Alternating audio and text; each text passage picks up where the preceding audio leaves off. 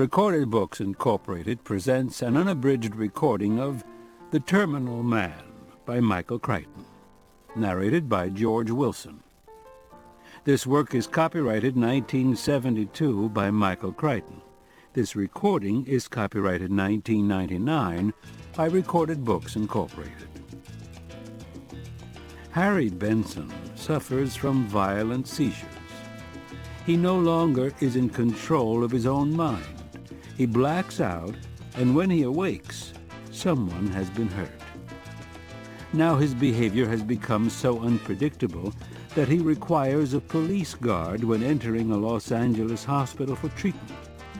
The head of neurosurgery there is convinced he can cure Benson through a procedure known as Stage 3, though it's never been done before.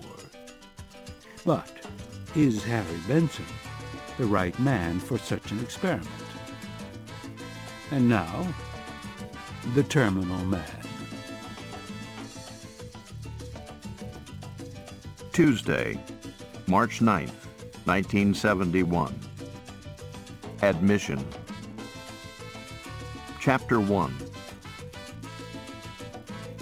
They came down to the emergency ward at noon and sat on the bench just behind the swinging doors that led in from the ambulance parking slot. Ellis, the senior man, was tense, preoccupied, distant. The younger man, Morris, was eating a candy bar. He crumpled the wrapper into the pocket of his white jacket. From where they sat, they could look at the sunlight outside, falling across the big sign that said, Emergency Ward, and the smaller sign that said, No parking, ambulances only. In the distance, they heard sirens. "Is that him?" Ellis asked. Morris checked his watch. "I doubt it. It's too early." They sat on the bench and listened to the sirens come closer. Ellis removed his glasses and wiped them with his tie. One of the emergency ward nurses, a girl Morris did not know by name, came over and said brightly, "Is this the welcoming committee?" Ellis squinted at her. Morris said, "We'll be taking him straight through. Do you have his chart down here?" The nurse said, "Yes, I think so, doctor," and walked off looking irritated. Ellis sighed. He replaced his glasses and frowned at the nurse. "I suppose the whole damned hospital knows. It's a pretty big secret to keep." The sirens were very close now. Through the windows they saw an ambulance back into the slot. Two orderlies opened the door and pulled out the stretcher. A frail, elderly woman lay on the stretcher, gasping for breath, making wet, gurgling sounds. Severe pulmonary edema, Morris thought, as he watched her taken into one of the treatment rooms. "I hope he's in good shape," Ellis said. "Who?" "Benson." "Why shouldn't he be?"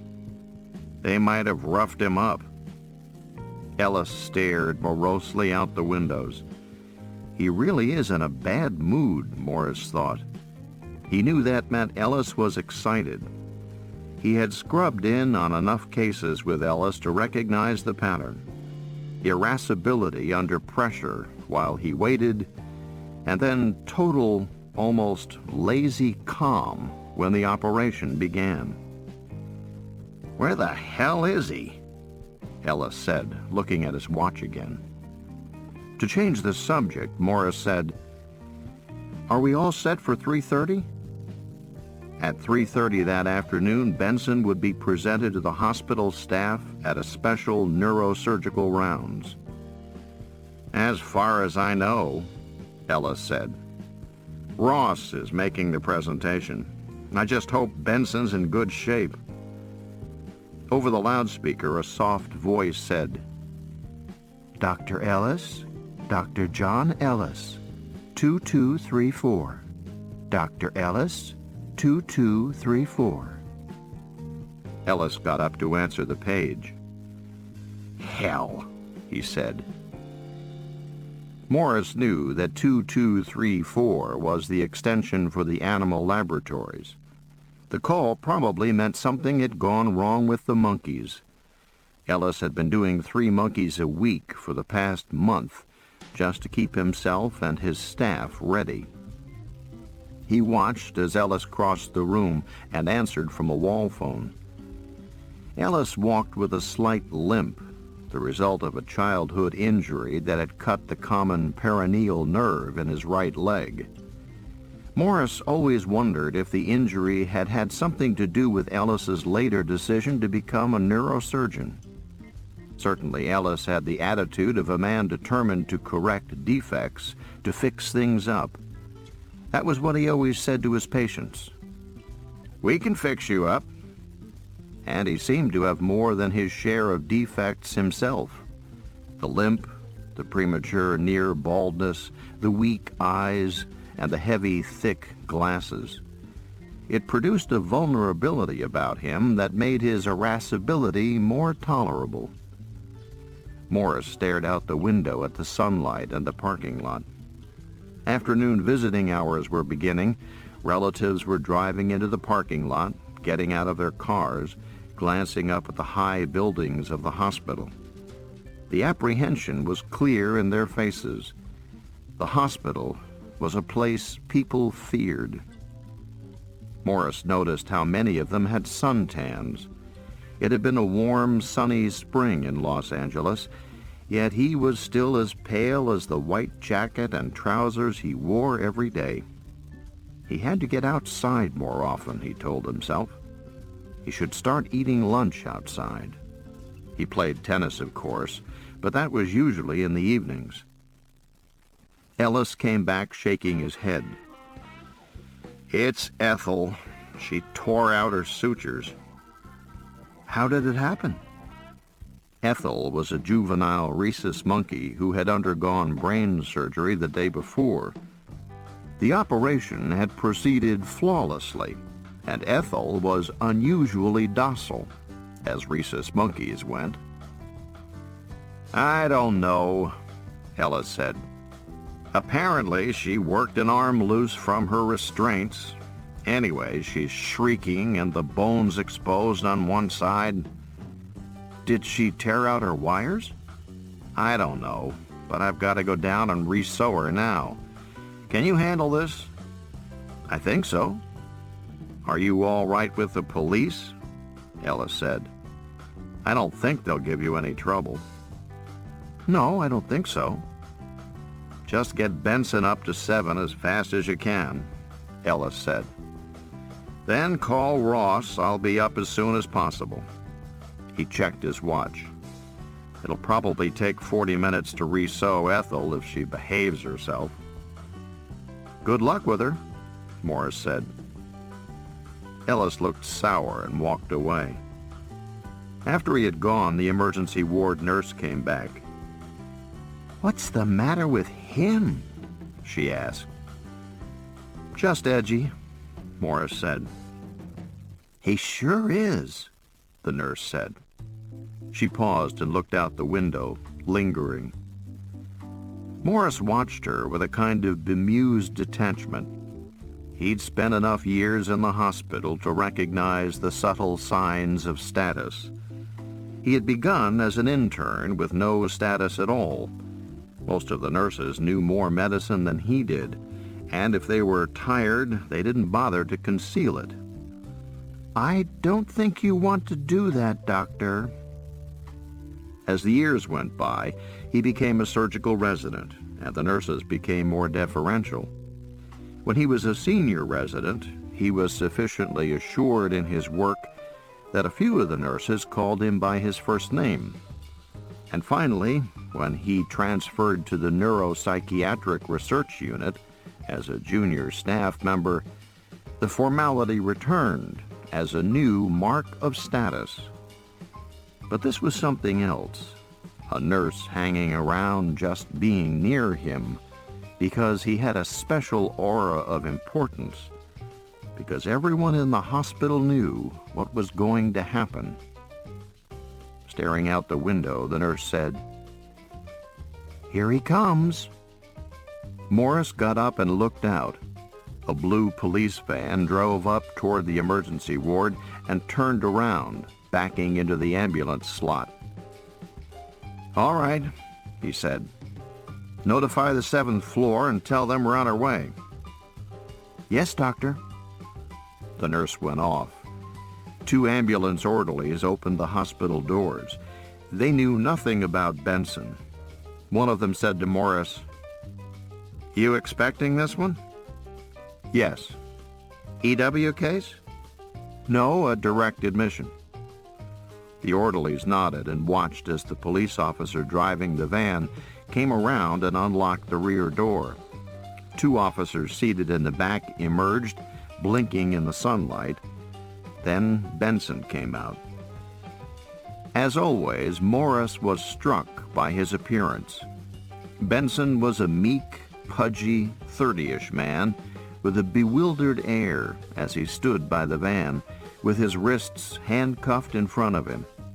When he saw Morris, he said, "Hello," and then looked away, embarrassed. One of the cops said, "You in charge?"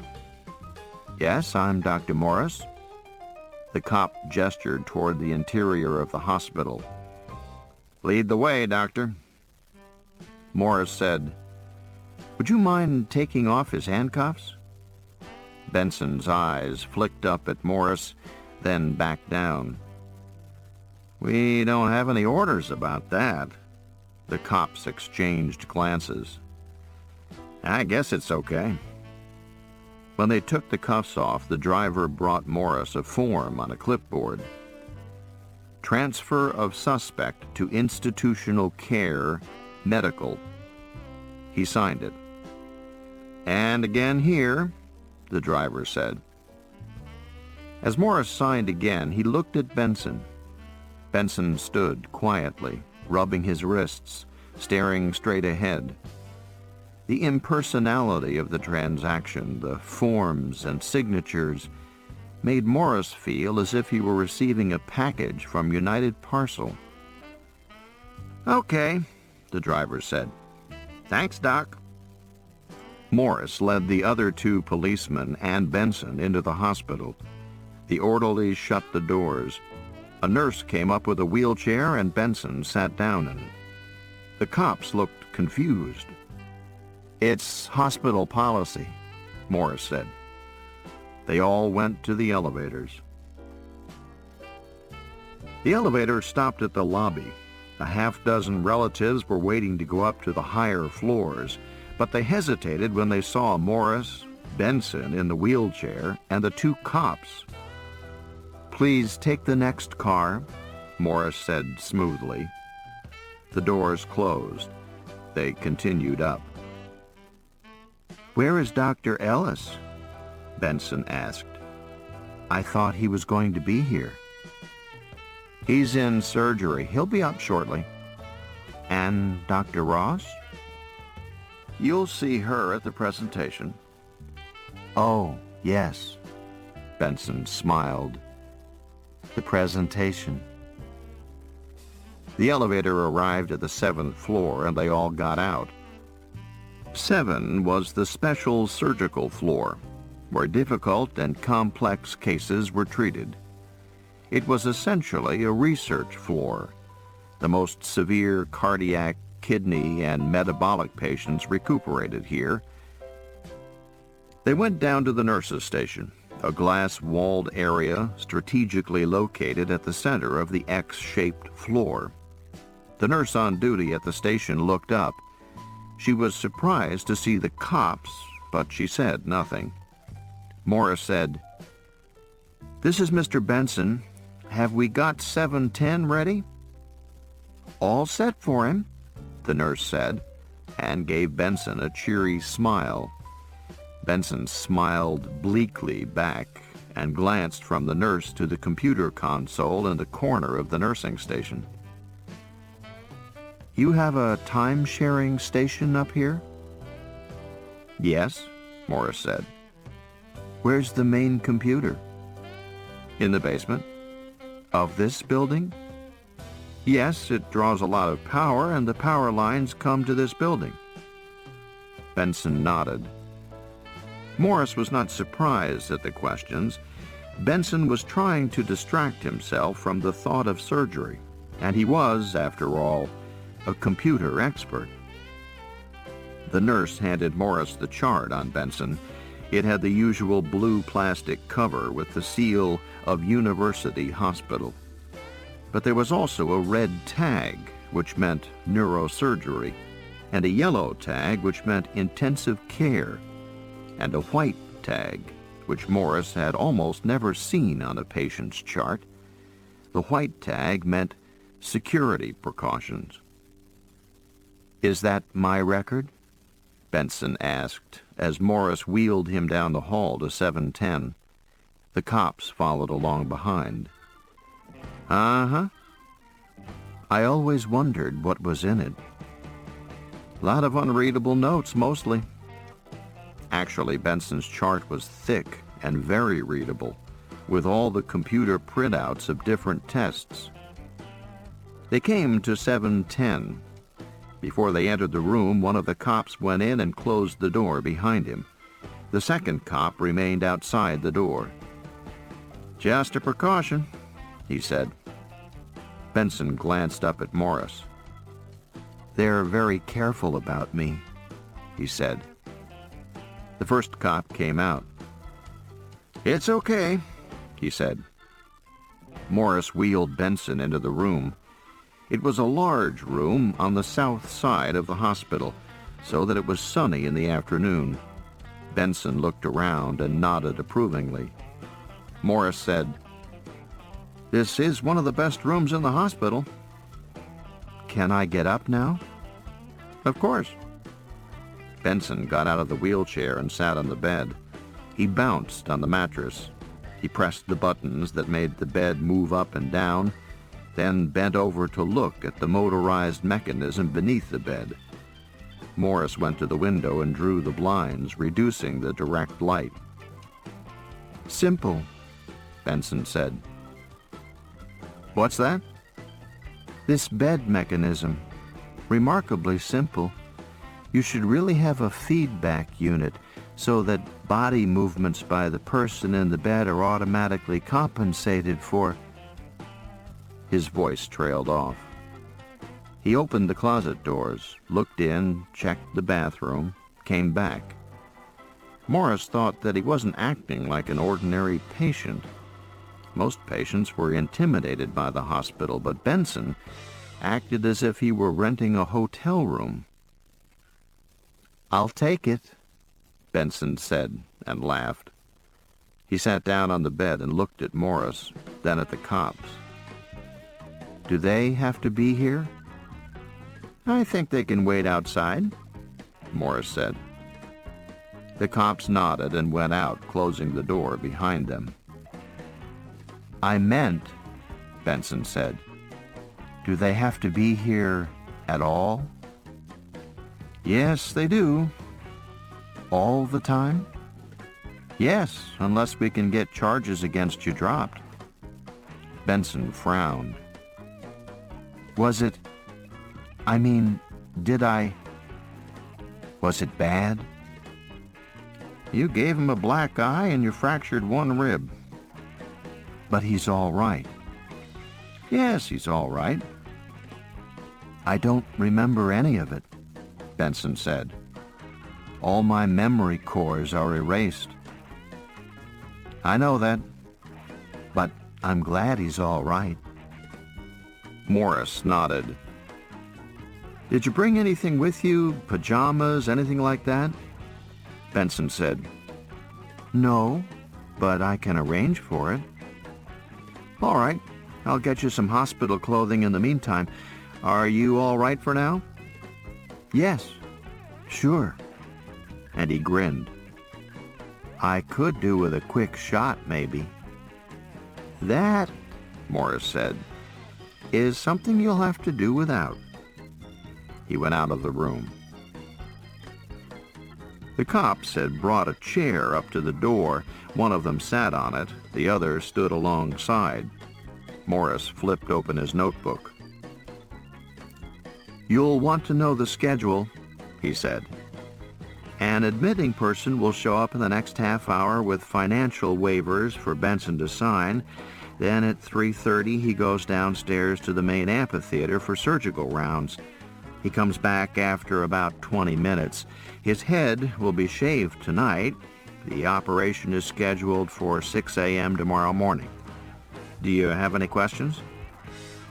"Can someone get us meals?" one of them asked. "I'll have the nurse order extras. Will there be 2 of you or just 1? "Just 1. We're working 8-hour shifts." Morris said, "I'll tell the nurses. It'd help if you check in and out with them. They like to know who's on the floor." The cops nodded. There was a moment of silence. Finally, one of them said, "What's wrong with him, anyway?" "He has a special kind of brain damage. It gives him seizures." "I saw the guy he beat up," one of the cops said. "Big, strong guy. Looked like a truck driver. You'd never think a little guy like that," he jerked his arm toward Benson's room, "could do it. When he has seizures, he's violent." They nodded. "What's this operation he's getting?" "It's a kind of surgery we call a stage 3 procedure," Morris said. He didn't bother to explain further. The policemen wouldn't understand. And he thought, even if they understood, they wouldn't believe it. Chapter 2. Neurosurgical grand rounds, where unusual cases were presented and discussed by all the surgeons of the hospital, were normally scheduled for Thursdays at 9. Special rounds were hardly ever called. It was too difficult for the staff to get together.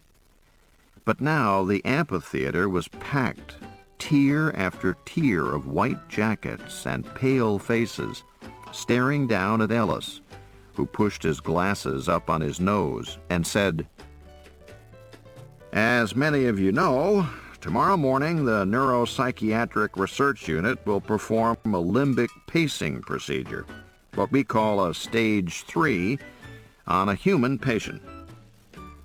There was no sound, no movement from the audience. Janet Ross stood in the corner of the amphitheater near the doors and watched. She found it odd that there should be so little reaction. But then it was hardly a surprise. Everyone in the hospital knew that the Neuropsychiatric Service, or NPS, had been waiting for a good stage 3 subject. "I must ask you," Ellis said, "to restrain your questions when the patient is introduced. He is a sensitive man, and his disturbance is quite severe. We thought you should have the psychiatric background before we bring him in. The attending psychiatrist, Dr. Ross, will give you a summary." Ellis nodded to Ross. She came forward to the center of the room. She stared up at the steeply banked rows of faces and felt a momentary hesitation. Janet Ross was good-looking in a lean, dark blonde way. She herself felt she was too bony and angular, and she often wished she were more softly feminine. But she knew her appearance was striking, and at 30, after a decade of training in a predominantly masculine profession, she had learned to use it. She clasped her hands behind her back, took a breath, and launched into the summary, delivering it in the rapid, stylized method that was standard for grand rounds. "Harold Franklin Benson," she said, "is a 34-year-old divorced computer scientist who was healthy until 2 years ago when he was involved in an automobile accident on the Santa Monica Freeway. Following the accident, he was unconscious for an unknown period of time. He was taken to a local hospital for overnight observation and discharged the next day in good health. He was fine for 6 months until he began to experience what he called blackouts. The audience was silent, faces staring down at her, listening. These blackouts lasted several minutes and occurred about once a month. They were often preceded by the sensation of peculiar, unpleasant odors. The blackouts frequently occurred after drinking alcohol. The patient consulted his local physician, who told him he was working too hard and recommended he reduce his alcohol intake. Benson did this, but the blackouts continued. 1 year ago, a year after the accident, he realized that the blackouts were becoming more frequent and lasting longer. He often regained consciousness to find himself in unfamiliar surroundings. On several occasions, he had cuts and bruises or torn clothing, which suggested that he had been fighting. However, he never remembered what occurred during the blackout periods. Heads in the audience nodded. They understood what she was telling them. It was a straightforward history for an epileptiform syndrome, which might be treated with surgery. But there were complexities. The patient's friends, she continued, told him that he was acting differently, but he discounted their opinion. Gradually, he has lost contact with most of his former friends. Around this time, 1 year ago, he also made what he called a monumental discovery in his work. Benson is a computer scientist specializing in artificial life, or machine intelligence. In the course of this work, he says, he discovered that machines were competing with human beings, and that ultimately, machines would take over the world. Now there were whispers in the audience. This interested them, particularly the psychiatrists.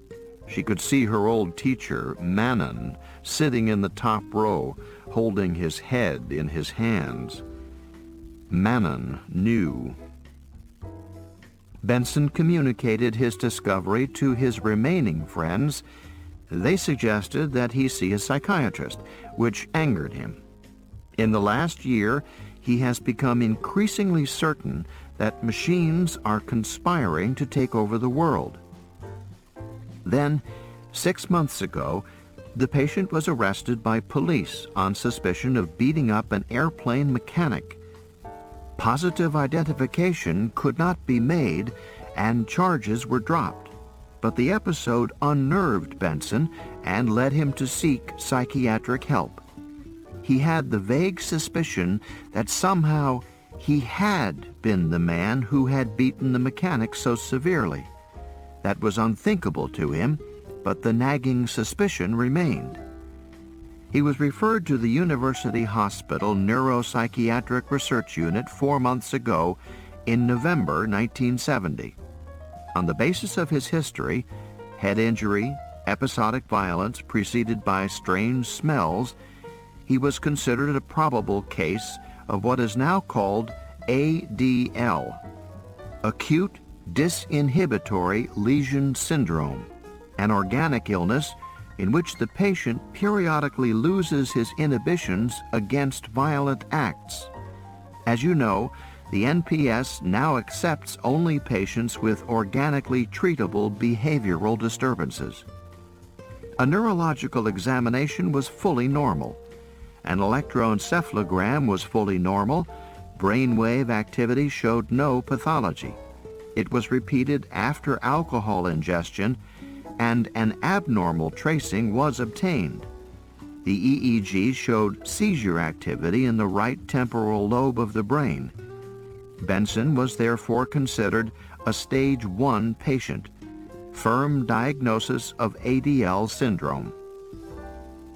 She paused to get her breath and let the audience absorb what she had told them. The patient is an intelligent man, she said, and his illness was explained to him.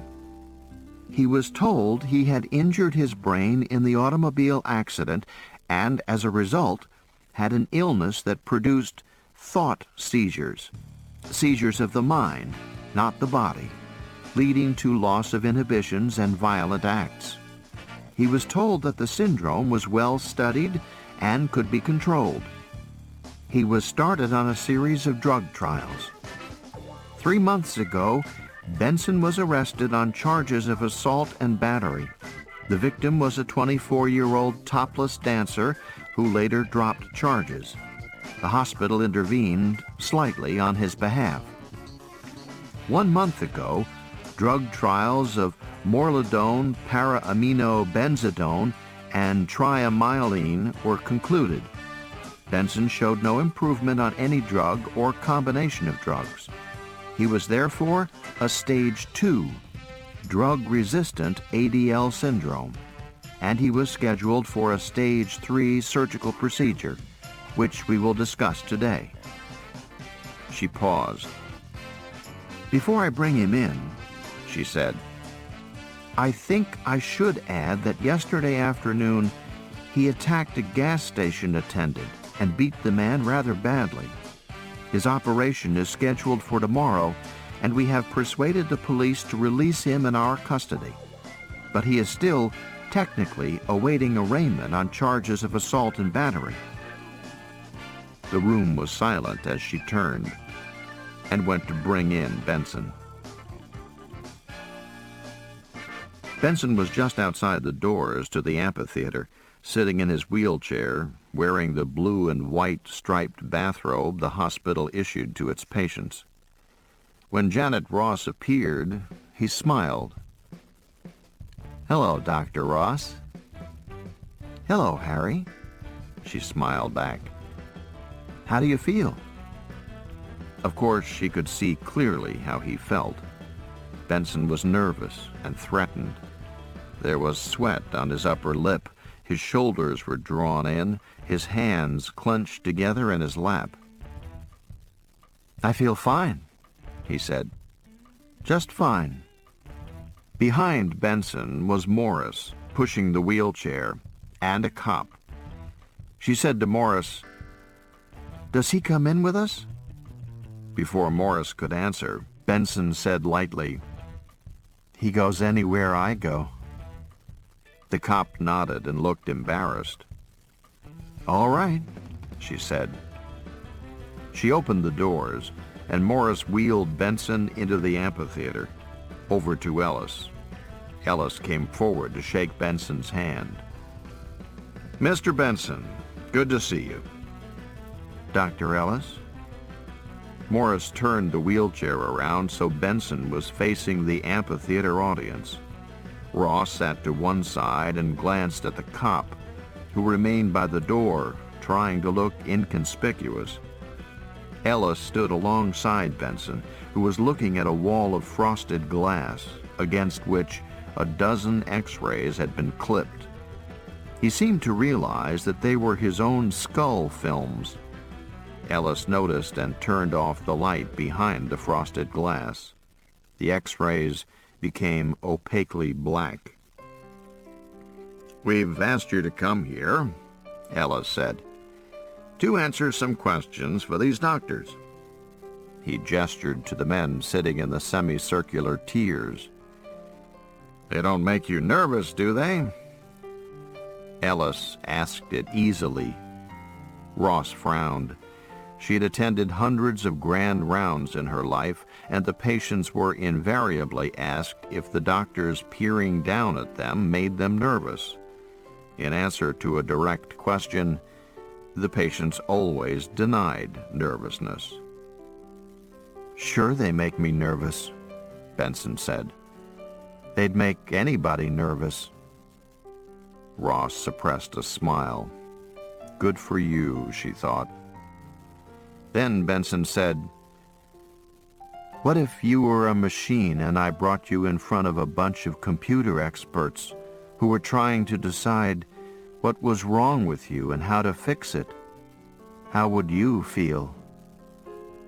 Ellis was flustered. He ran his hands through his thinning hair and glanced at Ross, and she shook her head fractionally. "No." This was the wrong place to explore Benson's psychopathology. "I'd be nervous too," Ellis said. "Well then," Benson said. "You see?" Ellis swallowed. He's being deliberately irritating, Ross thought. Don't take the bait. "But of course," Ellis said, "I'm not a machine, am I?" Ross winced. "That depends," Benson said. "Certain of your functions are repetitive and mechanical. From that standpoint, they are easily programmed and relatively straightforward. If you—" "I think," Ross said, standing up, "that we might take questions from those present now." Ellis clearly didn't like the interruption, but he was silent, and Benson mercifully was quiet.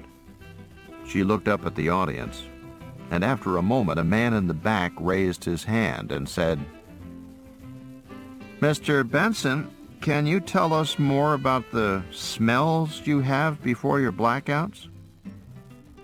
"Not really," Benson said. "They're strange is all. They smell terrible, but they don't smell like anything, if you get what I mean. I mean, you can't identify the odor. Memory tapes cycle through blankly." "Can you give us an approximation of the odor?" Benson shrugged. "Maybe pig shit in turpentine." Another hand in the audience went up. "Mr. Benson, these blackouts have been getting more frequent. Have they also been getting longer?" "Yes," Benson said. "They're several hours now." "How do you feel when you recover from a blackout?" "Sick to my stomach." "Can you be more specific?" "Sometimes I vomit. Is that specific enough?" Ross frowned. She could see that Benson was becoming angry. "Are there other questions?" she asked, hoping there would not be. She looked up at the audience. There was a long silence. "Well then," Ellis said, "perhaps we can go on to discuss the details of Stage 3 surgery. Mr. Benson knows all this, so he can stay or leave, whichever he prefers." Ross didn't approve. Ellis was showing off, the surgeon's instinct for demonstrating to everyone that his patient didn't mind being cut and mutilated. It was unfair to ask, to dare Benson to stay in the room. "I'll stay," Benson said. "Fine," Ellis said. He went to the blackboard and drew a brain schematically. "Now," he said, "our understanding of the disease process in ADL is that a portion of the brain is damaged and a scar forms. It's like a scar in other body organs, lots of fibrous tissue, lots of contraction and distortion, and it becomes a focus for abnormal electrical discharges. We see spreading waves moving outward from the focus like ripples from a rock in a pond." Ellis drew a point on the brain, then sketched concentric circles.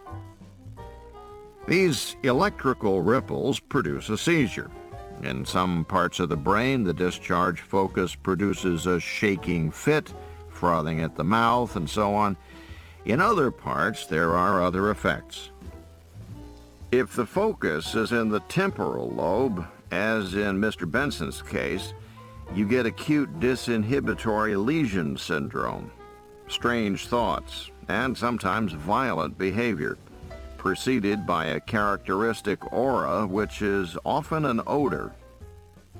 Benson was watching, listening, nodding.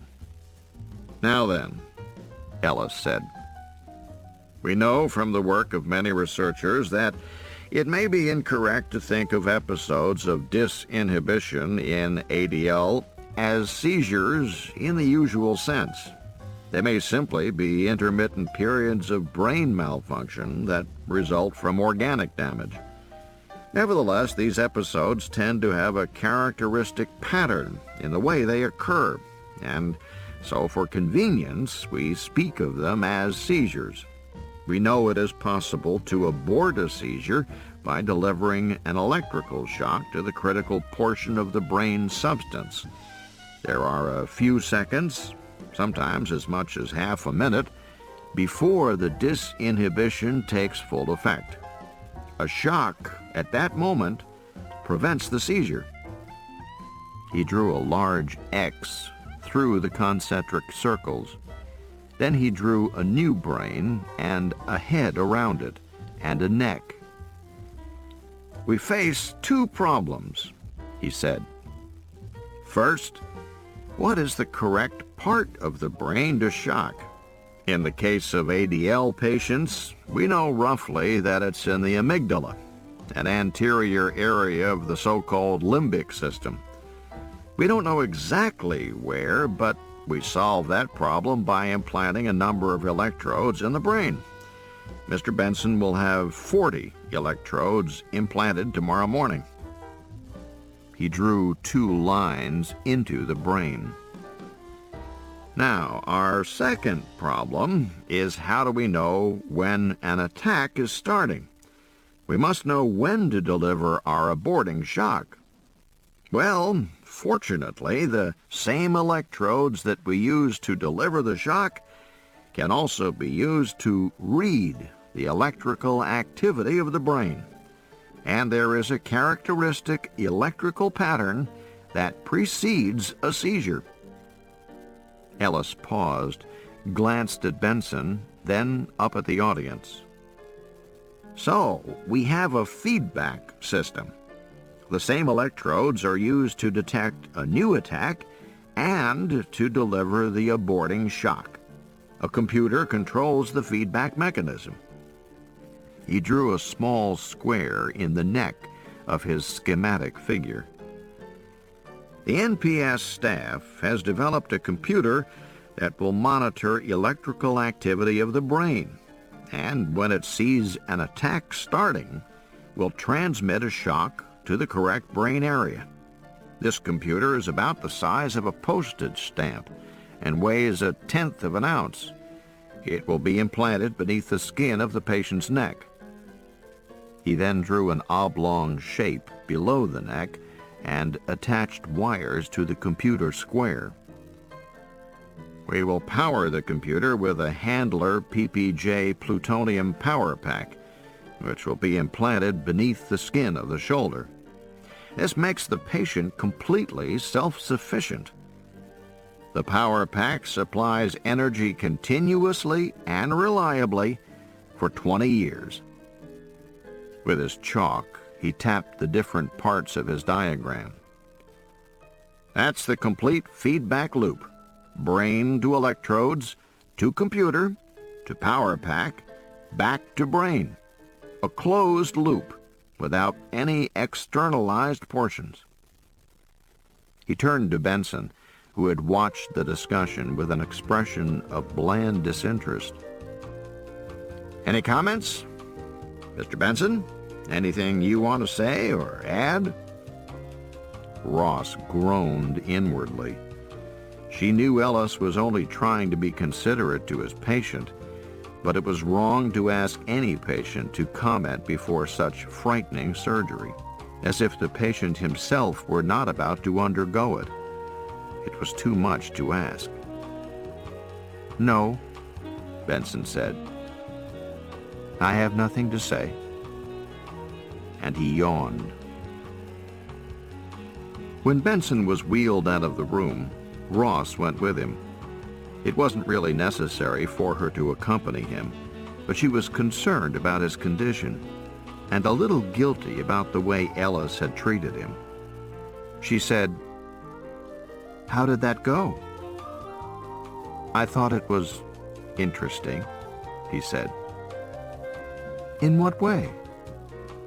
"Well, the discussion was entirely medical.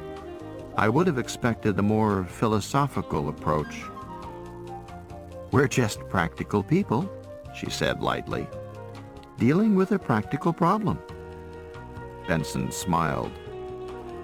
So was Newton, he said. What's more practical than the problem of why an apple falls to the ground? Do you really see philosophical implications in all this? Benson nodded. Yes, he said. And so do you. You're just pretending that you don't. She stopped then and stood in the corridor watching as Benson was wheeled down to the elevator.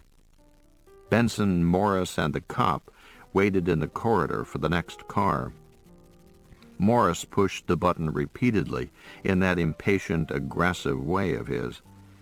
Then the elevator arrived and they got on.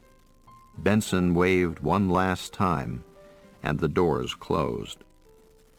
She went back to the amphitheater. Has been under development for 10 years, Ellis was saying.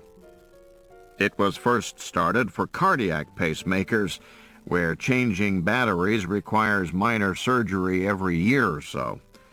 That's an annoyance to surgeon and patient. The atomic power pack is totally reliable and has a long lifespan. If Mr. Benson is still alive, we might have to change packs around 1990, but not before then. Janet Ross slipped back into the room just as another question was asked. How will you determine which of the 40 electrodes will prevent a seizure? We will implant them all, Ellis said, and wire up the computer. But we will not lock in any electrodes for 24 hours. One day after surgery, we'll stimulate each of the electrodes by radio and determine which electrodes work best. Then we will lock those in by remote control. High up in the amphitheater, a familiar voice coughed and said, These technical details are interesting, but they seem to me to elude the point. Ross looked up and saw Mannon speaking. Mannon was nearly 75, an emeritus professor of psychiatry, who rarely came to the hospital anymore. When he did, he was usually regarded as a cranky old man, far past his prime, out of touch with modern thinking. It seems to me, Mannon continued, that the patient is psychotic. That's putting it a little strongly, Ellis said. Perhaps, Mannon said. But at the very least, he has a severe personality disorder. All this confusion about men and machines is worrisome. The personality disorder is part of his disease, Ellis said.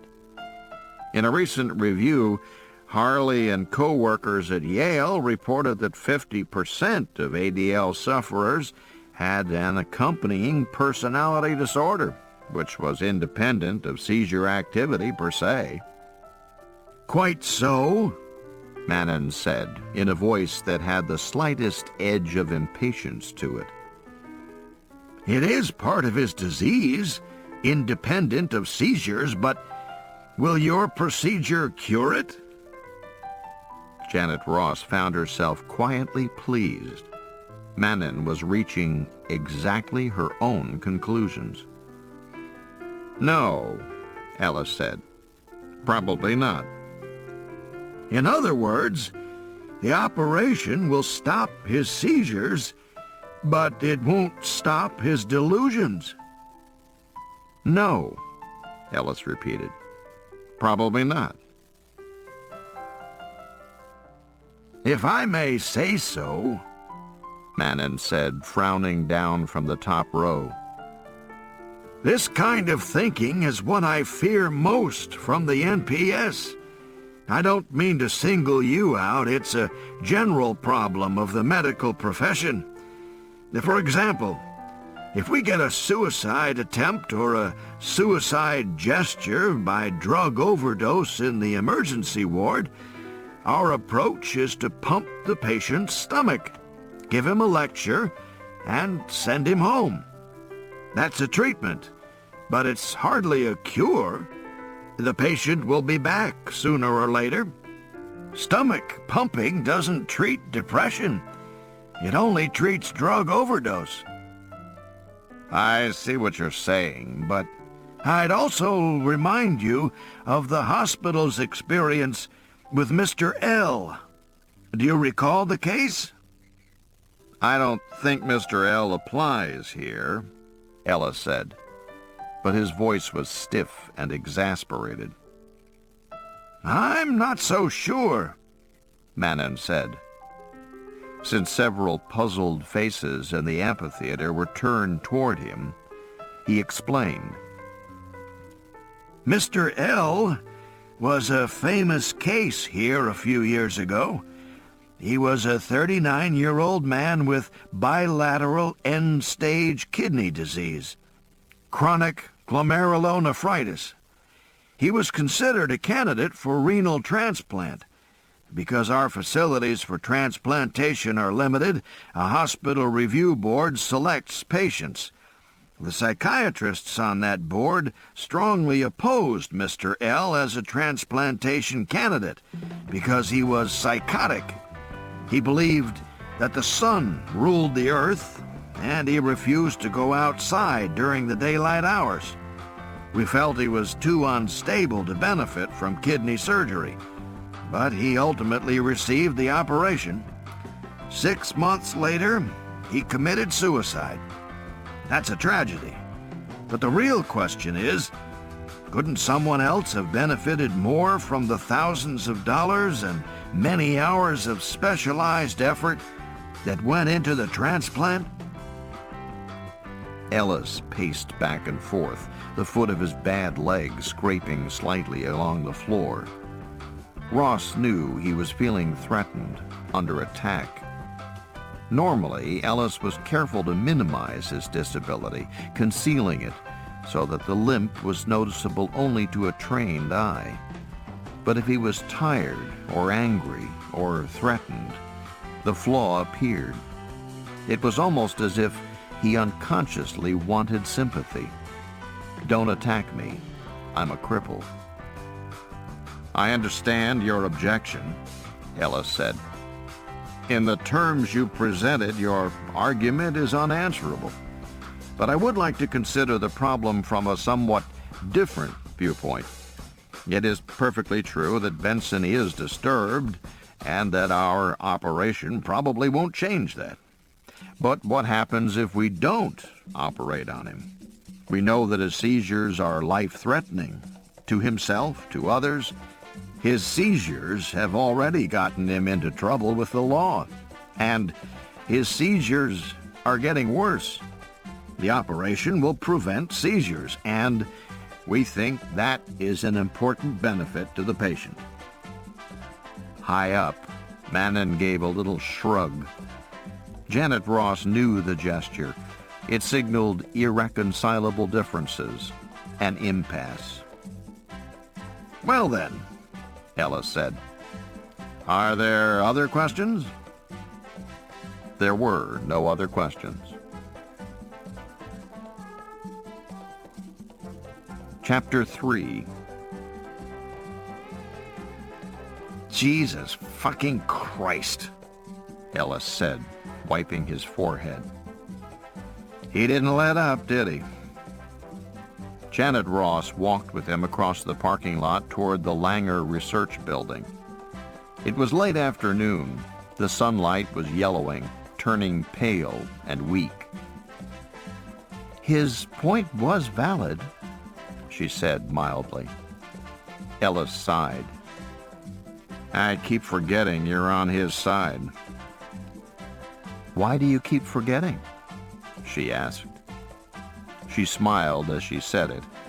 As the psychiatrist on the NPS staff, she'd opposed Benson's operation from the beginning.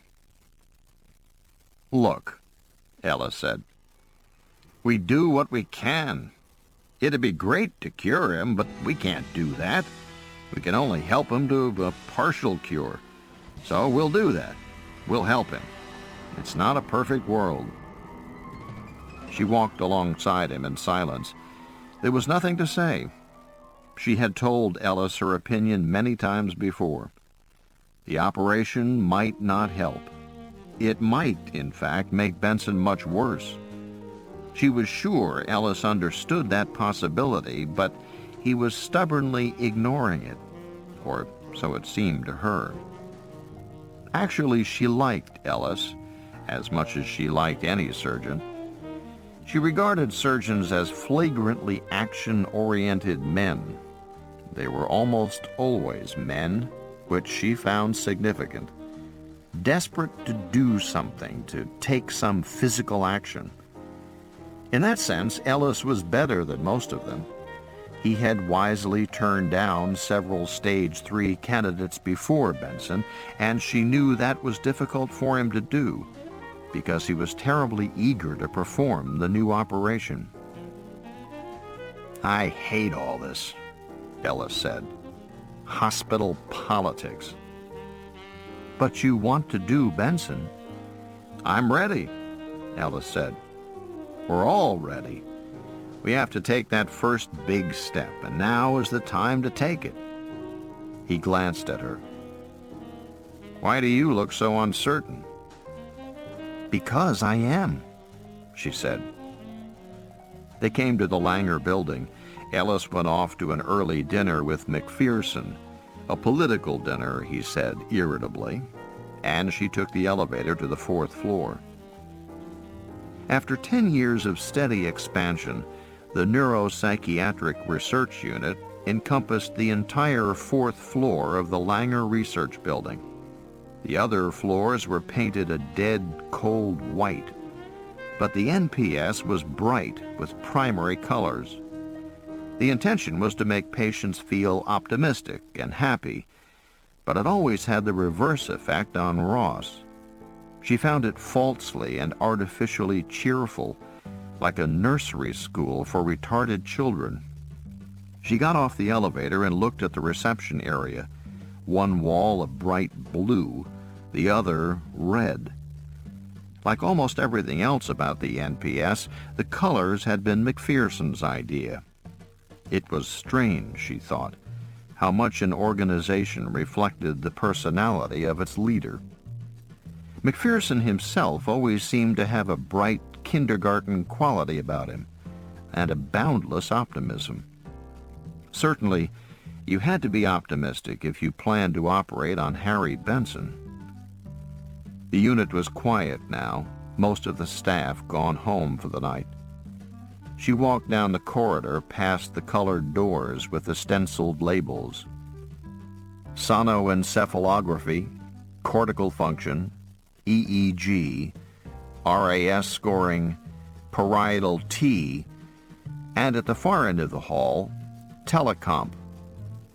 The work done behind those doors was as complex as the labels, and this was just the patient care wing, what McPherson called applications. Applications was ordinary compared to development, the research wing, with its chemitrodes and compsims and ELAD scenarios, to say nothing of the big projects like George and Martha, or Form Q. Development was 10 years ahead of applications, and applications was very, very advanced. A year ago, McPherson had asked her to take a group of newspaper science reporters through the NPS. He chose her, he said, because she was such a piece of ass. It was funny to hear him say that, and shocking in a way. He was usually so courtly and fatherly. But her shock was minor compared to the shock the reporters felt. She had planned to show them both applications and development, but after the reporters had seen applications, they were so agitated, so clearly overloaded, that she cut the tour short. She worried a lot about it afterward. The reporters hadn't been naive and they hadn't been inexperienced. They were people who shuttled from one scientific arena to another all their lives.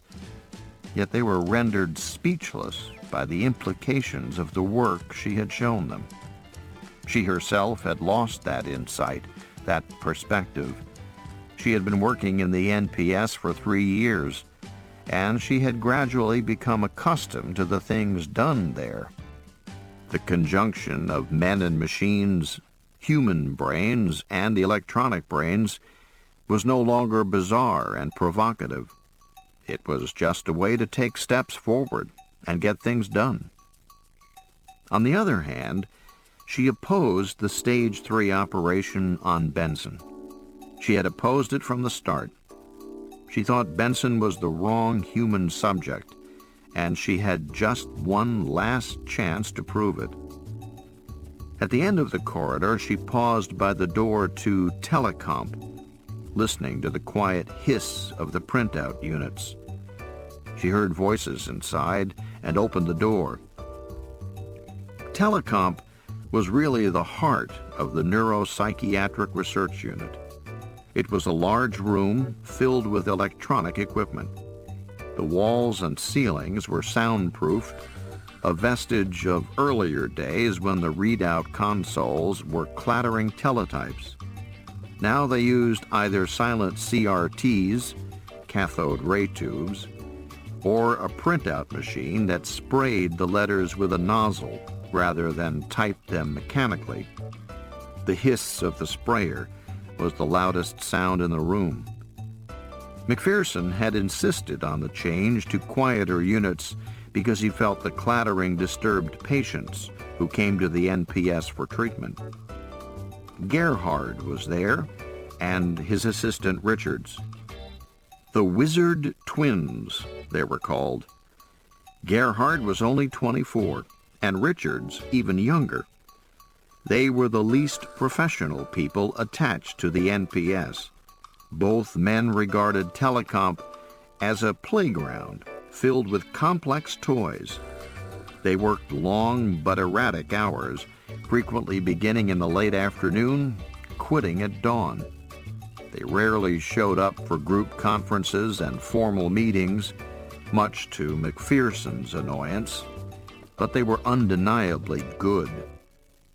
Gerhard, who wore cowboy boots and dungarees and satiny shirts with pearl buttons, had gained some national attention at the age of 13 when he built a 20-foot solid-fuel rocket behind his house in Phoenix. The rocket possessed a remarkably sophisticated electronic guidance system, and Gerhard felt he could fire it into orbit. His neighbors, who could see the nose of the finished rocket sticking up above the garage in the backyard, were disturbed enough to call the police, and ultimately the Army was notified. The Army examined Gerhard's rocket and shipped it to White Sands for firing. As it happened, the second stage ignited before disengagement, and the rocket exploded 2 miles up. But by that time, Gerhard had 4 patents on his guidance mechanism and a number of scholarship offers from colleges and industrial firms. He turned them all down, let his uncle invest the patent royalties, and when he was old enough to drive, bought a Maserati.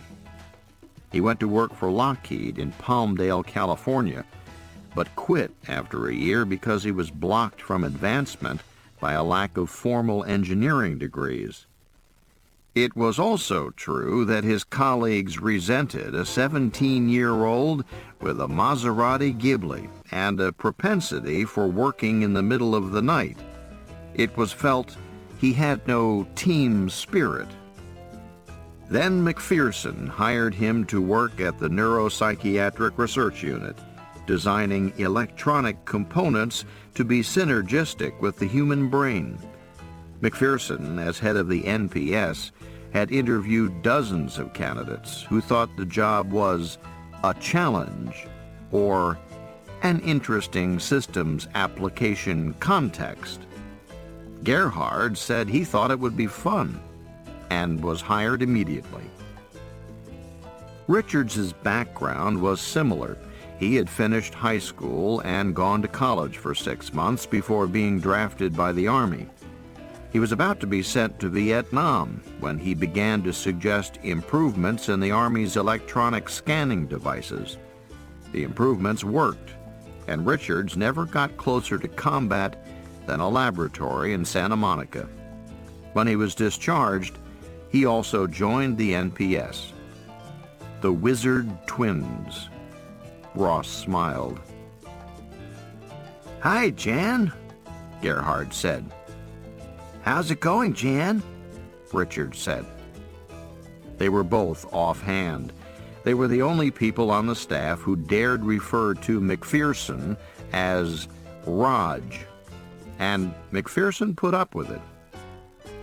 "Okay," she said. "We've got our stage 3 through grand rounds. I'm going to see him now." "We're just finishing a check on the computer," Gerhard said. "It looks fine." He pointed to a table with a microscope surrounded by a tangle of electronic meters and dials. "Where is it?" "Under the stage." She looked closer. A clear plastic packet the size of a postage stamp lay under the microscope lens. Through the plastic, she could see a dense jumble of miniaturized electronic components. 40 contact points protruded from the plastic. With the help of the microscope, the twins were testing the points sequentially, using fine probes. "The logic circuits are the last to be checked," Richard said. "And we have a backup unit just in case." Janet went over to the file card storage shelves and began looking through the test cards. After a moment, she said, "Haven't you got any more Psychodex cards?" "They're over here," Gerhard said. "You want 5 space or N space?" "N space," she said. Gerhard opened a drawer and took out a cardboard sheet. He also took out a flat plastic clipboard. Attached to the clipboard by a metal chain was a pointed metal probe, something like a pencil. "This isn't for the stage 3, is it?" "Yes," she said. "But you've run so many Psychodexes on him before." "Just one more for the records." Gerhard handed her the card and clipboard. "Does your stage 3 know what's going on?" "He knows most of it," she said. Gerhard shook his head. "He must be out of his mind." "He is," she said. "That's the problem." This ends Disc 1. The Terminal Man, Disc 2. At the 7th floor, she stopped at the nurse's station to ask for Benson's chart. A new nurse was there who said, "I'm sorry, but relatives aren't allowed to look at medical records." "I'm Dr. Ross." The nurse was flustered. "I'm sorry, doctor, I didn't see a name tag. Your patient is in 704. "What patient?" "Little Jerry Peters." Dr. Ross looked blank. "Aren't you the pediatrician?" the nurse asked finally. "No," she said. "I'm a psychiatrist at the NPS." She heard the stridency in her own voice, and it upset her. But all those years growing up with people who said, "You don't really want to be a doctor, you want to be a nurse." Or, "Well, for a woman, pediatrics is best. I mean the most natural thing." "Oh," the nurse said. "Then you want Mr. Benson in 710. He's been prepped." "Thank you," she said. She took the chart and walked down the hall to Benson's room. She knocked on Benson's door and heard gunshots. She opened the door and saw that the lights were dimmed except for a small bedside lamp. but the room was bathed in an electric blue glow from a TV. On the screen, a man was saying, "Dead before he hit the ground. 2 bullets right through the heart." "Hello?" she said, and swung the door wider. Benson looked over. He smiled and pressed a button beside the bed, turning off the TV. His head was wrapped in a towel. "How are you feeling?" she asked, coming into the room. She sat on a chair beside the bed. "Naked," he said, and touched the towel. "It's funny. You don't realize how much hair you have until somebody cuts it all off." He touched the towel again. "It must be worse for a woman." Then he looked at her and became embarrassed. "It's not much fun for anybody," she said. "I guess not." He lay back against the pillow. "After they did it, I looked in the wastebasket and I was amazed. So much hair. And my head was cold. It was the funniest thing, a cold head. They put a towel around it. I said I wanted to look at my head, see what I looked like bald. But they said it wasn't a good idea, so I waited until after they left. And then I got out of bed and went into the bathroom. But when I got there..." "Yes?" "I didn't take the towel off." He laughed. "I couldn't do it." "What does that mean?" "I don't know. What do you think it means?" He laughed again. "Why is it that psychiatrists never give you a straight answer?" He lit a cigarette and looked at her defiantly. "They told me I shouldn't smoke, but I'm doing it anyway."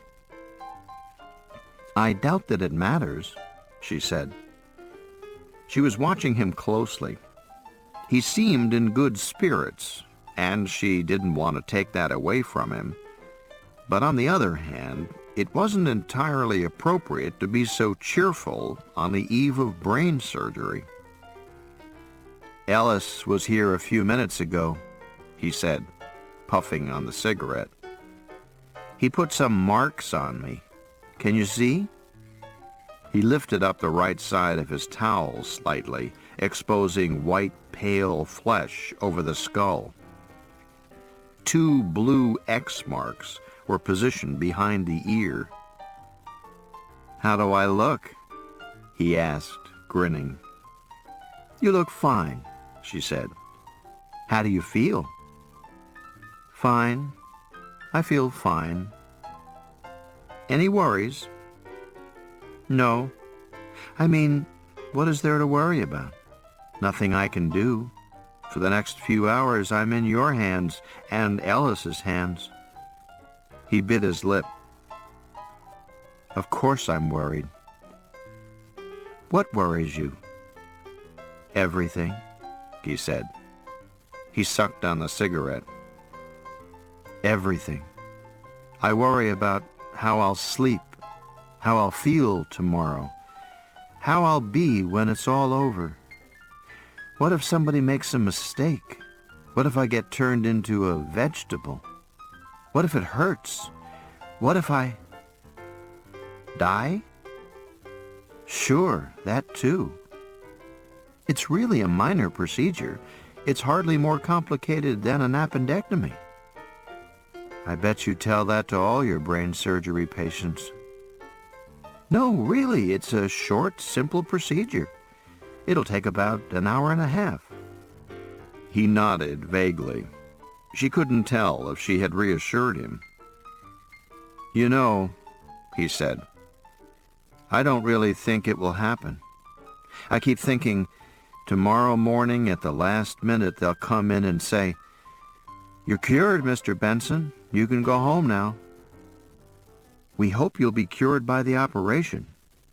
She felt a twinge of guilt saying that, but it came out smoothly enough. "You're so goddamn reasonable," he said. "There are times when I can't stand it." "Like now?" He touched the towel around his head again. I mean, for Christ's sake, they're going to drill holes in my head and stick wires in. You've known about that for a long time. Sure, he said. Sure, but this is the night before. Do you feel angry now? No, just scared. It's all right to be scared. It's perfectly normal. But don't let it make you angry. He stubbed out the cigarette and lit another immediately. Changing the subject, he pointed to the clipboard she carried under her arm. What's that? Another psychodex test. I want you to go through it. Now? Yes, it's just for the record. He shrugged indifferently. He had taken the psychodex several times before. She handed him the clipboard, and he arranged the question card on the board, then began to answer the questions. He read them aloud. Would you rather be an elephant or a baboon? Baboon. Elephants live too long. With the metal probe, he punched out the chosen answer on the card. If you were a color, would you rather be green or yellow? Yellow. I'm feeling very yellow right now. He laughed and punched the answer. She waited until he had done all 30 questions and punched his answers. He handed the clipboard back to her, and his mood seemed to shift again. Are you going to be there tomorrow? Yes. Will I be awake enough to recognize you? I imagine so. And when will I come out of it? Tomorrow afternoon or evening. That soon? It's really a minor procedure, she said again. He nodded. She asked him if she could get him anything, and he said some ginger ale, and she replied that he was NPO, nothing per aura, for 12 hours before the operation. She said he'd be getting shots to help him sleep, and shots in the morning before he went to surgery. She said she hoped he'd sleep well. As she left, she heard a hum as the television went back on, and a metallic voice said, Look, Lieutenant, I've got a murderer out there, somewhere in a city of 3 million people. She closed the door. Before leaving the floor, she put a brief note on the chart. She drew a red line around it so that the nurses would be sure to see it. Admitting psychiatric summary. This 34-year-old man has documented ADL syndrome of 2 years' duration. The etiology is presumably traumatic following an automobile accident. This patient has already tried to kill 2 people and has been involved in fights with several others. Any statement by him to hospital staff that he feels funny or smells something bad should be respected as indicating the start of a seizure. Under such circumstances, notify the NPS and hospital security at once. The patient has an accompanying personality disorder, which is part of his disease. He is convinced that machines are conspiring to take over the world. These beliefs are strongly held, and attempts to dissuade him from them will only draw his enmity and suspicion. One should also remember that he is a highly intelligent and sensitive man. The patient can be quite demanding at times, but he should be treated with firmness and respect. His intelligent and articulate manner may lead one to forget that his attitudes are not willful. He suffers an organic disease which has affected his mental state. Beneath it all, he is frightened and concerned about what is happening to him. Janet Ross, M.D., NPS.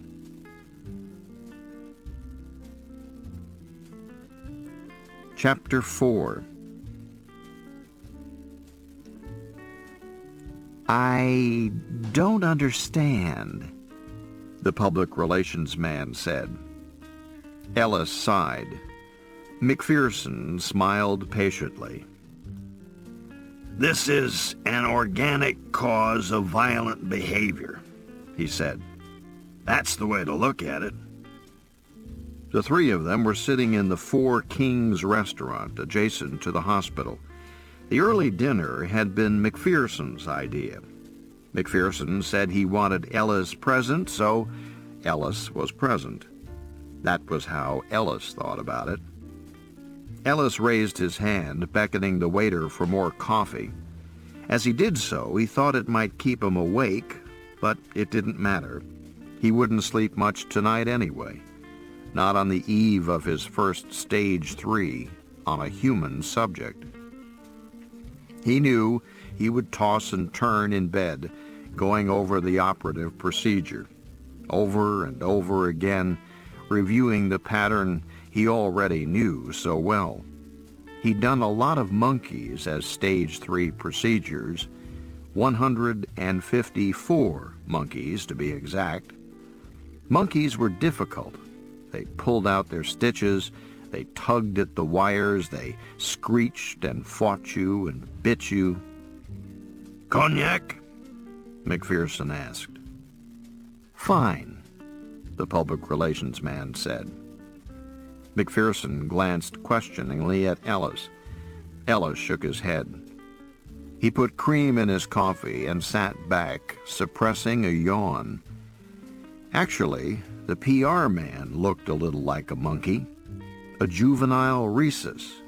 He had the same blocky lower jaw and the same bright-eyed alertness. The PR man's name was Ralph. Ellis didn't know the last name. No PR man ever gave his last name. Of course, at the hospital, he wasn't referred to as a PR man. He was the Hospital Information Officer, or News Officer, or some damn thing. He did look like a monkey.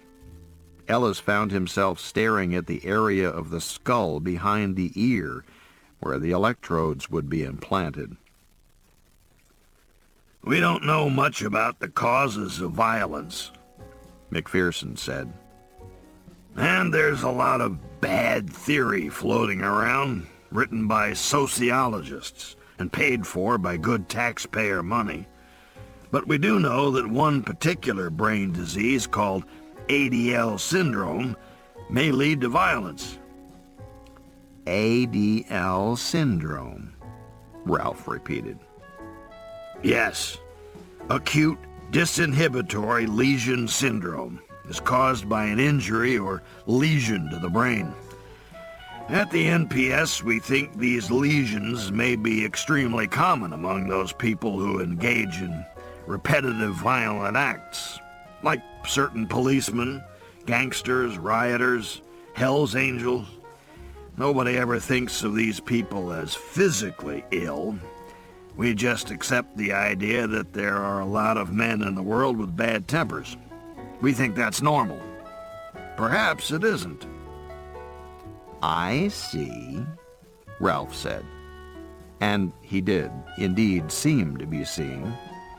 McPherson should have been a grade school teacher, Ellis thought. His great gift was teaching. Certainly, he'd never been much of a researcher. So far, McPherson said, brushing his hand through his white hair, we have no idea exactly how common ADL syndrome is. But our guess is that as much as 1 or 2% of the population may suffer from it. That's 2 to 4 million Americans. Gosh, Ralph said. Ellis sipped his coffee. Gosh, he thought. Good Christ. Gosh. For some reason, McPherson said, nodding to the waiter as the cognacs were brought. ADL patients are predisposed to violent, aggressive behavior during their attacks. We don't know why, but it's true. The other things that go along with the syndrome are hypersexuality and pathological intoxication. Ralph began to look unusually interested. We had the case of one woman with this disease, McPherson said, who during a seizure state would have intercourse with 12 men a night and still be unsatisfied. Ralph swallowed his cognac. Ellis noticed that Ralph wore a wide tie in a fashionable psychedelic pattern. A hip, 40-year-old public relations man gulping cognac at the thought of this woman. Pathological intoxication refers to the phenomenon of excessive, violent drunkenness brought on by minuscule amounts of liquor. Just a sip or two. That much liquor will unleash a seizure. Ellis thought of his first stage 3. Benson, pudgy little Benson, the mild-mannered computer programmer who got drunk and beat up people. Men, women, whoever happened to be present. The very idea of curing that with wires stuck in the brain seemed absurd. Ralph seemed to think so too. And this operation will cure the violence? Yes, McPherson said. we believe so. But the operation has never been done before on a human subject. It will be done at the hospital tomorrow morning. I see, Ralph said, as if he suddenly understood the reason for the dinner. It's very sensitive in terms of the press, McPherson said. Oh, yes, I can see that. There was a short pause. Finally, Ralph said, Who's going to do the operation? I am, Ellis said. Well, Ralph said. I'll have to check our files. I want to make sure I have a recent picture of you and a good bio for the releases. He frowned, thinking of the work ahead of him. Ellis was astonished at the man's reaction. Was that all he thought? That he might need a recent photo? But McPherson took it smoothly in stride. We'll get you whatever you need, he said. And the meeting broke up.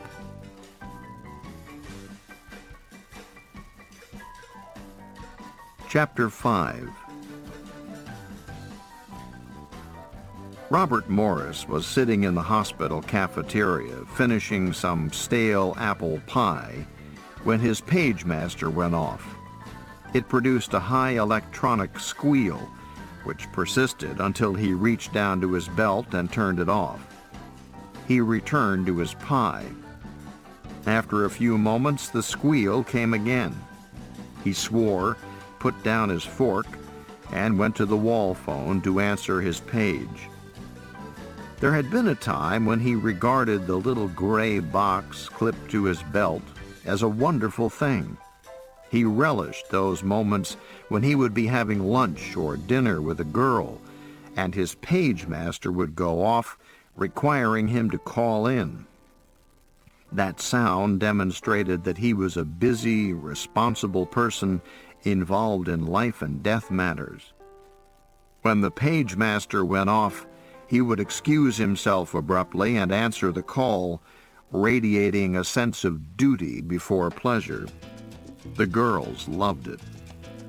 But after several years, it was no longer wonderful. The box was inhuman and implacable, and it had come to symbolize for him the fact that he was not his own man. He was perpetually on call to some higher authority, however whimsical. A nurse who wanted to confirm a medication order at 2 a.m., a relative who was acting up, making trouble about Mama's post-operative treatment, a call to tell him a conference was being held, when he was already there, attending the damned conference. Now, the finest moments in his life were those when he went home and put the box away for a few hours. He became unreachable and free, and he liked that very much. He stared across the cafeteria at the remainder of his apple pie as he dialed the switchboard. Dr. Morris. Dr. Morris, 2471. Thank you. That was the extension for the 7th floor nurses' station. He had long ago learned all the principal extensions of the university hospital system. He dialed the floor. Dr. Morris. Oh, yes, A female voice said. we have a woman with an overnight bag for patient Harold Benson. She says it's personal things. Is it all right to give?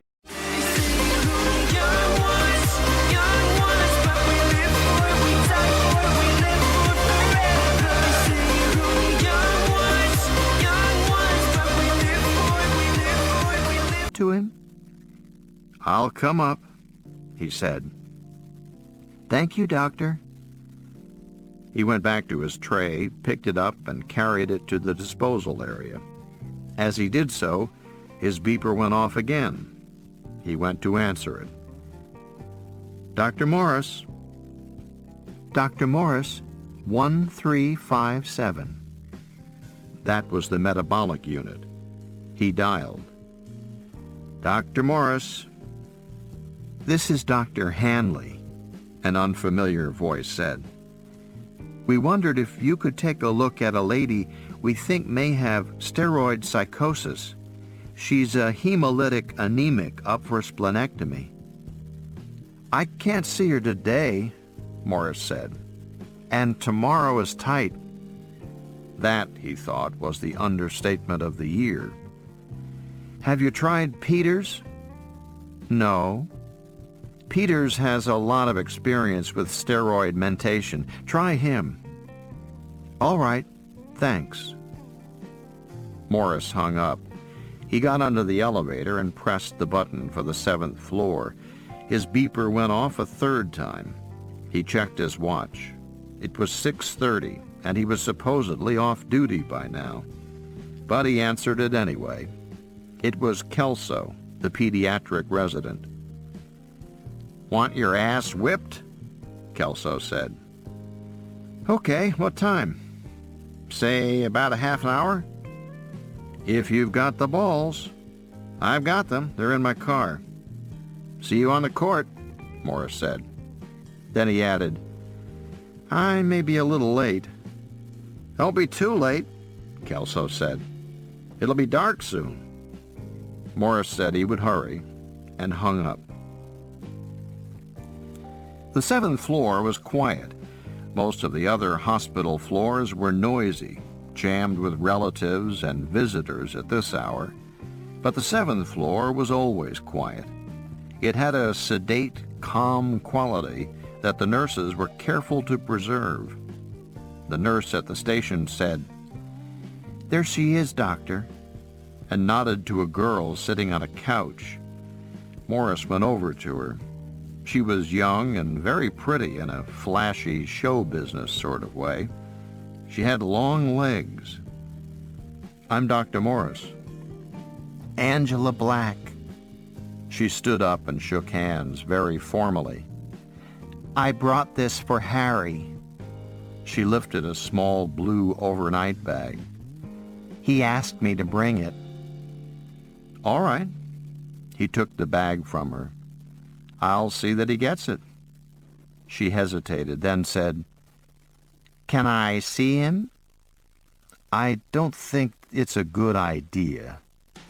Benson would have been shaved by now. Pre-op patients who had been shaved often didn't want to see people. Just for a few minutes? He's heavily sedated, he said. She was clearly disappointed. Then, would you give him a message? Sure. Tell him I'm back in my old apartment. He'll understand. All right. You won't forget? No, I'll tell him. Thank you. She smiled. It was a rather nice smile, despite the long false eyelashes and the heavy makeup. Why did young girls do that to their faces? I guess I'll be going now. And she walked off, short skirt and very long legs, a briskly determined walk. He watched her go, then hefted the bag, which seemed heavy. The cop sitting outside the door to 710 said, "How's it going?" "Fine," Morris said. The cop glanced at the overnight bag, but said nothing as Morris took it inside the room. Harry Benson was watching a Western on television. Morris turned down the sound. "A very pretty girl brought you this." "Angela?" Benson smiled. "Yes, she has a nice exterior. Not a very complicated internal mechanism, but a nice exterior." He extended his hand. Morris gave him the bag. "Did she bring everything?" Morris watched as Benson opened it, placing the contents on the bed. There were a pair of pajamas, an electric razor, some aftershave lotion, a paperback novel.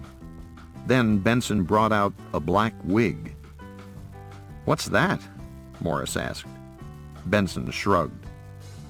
"I knew I'd need it sooner or later," he said. Then he laughed. "You are letting me out of here, aren't you? Sooner or later?" Morris laughed with him. Benson dropped the wig back into the bag and removed a plastic packet. With a metallic clink, he unfolded it, and Morris saw it was a set of screwdrivers of various sizes, stored in a plastic package with pockets for each size. "What's that for?" Morris asked. Benson looked puzzled for a moment. Then he said, "I don't know if you'll understand." "Yes?" "I always have them with me, for protection." Benson placed the screwdrivers back into the overnighter. He handled them carefully, almost reverently. Morris knew that patients frequently brought odd things into the hospital, particularly if they were seriously ill. There was a kind of totemic feeling about these objects, as if they might have magical preservative powers. They were often connected with some hobby or favorite activity. He remembered a yachtsman with a metastatic brain tumor who had brought a kit to repair sails, and a woman with advanced heart disease who had brought a can of tennis balls, that kind of thing. "I understand," Morris said. Benson smiled.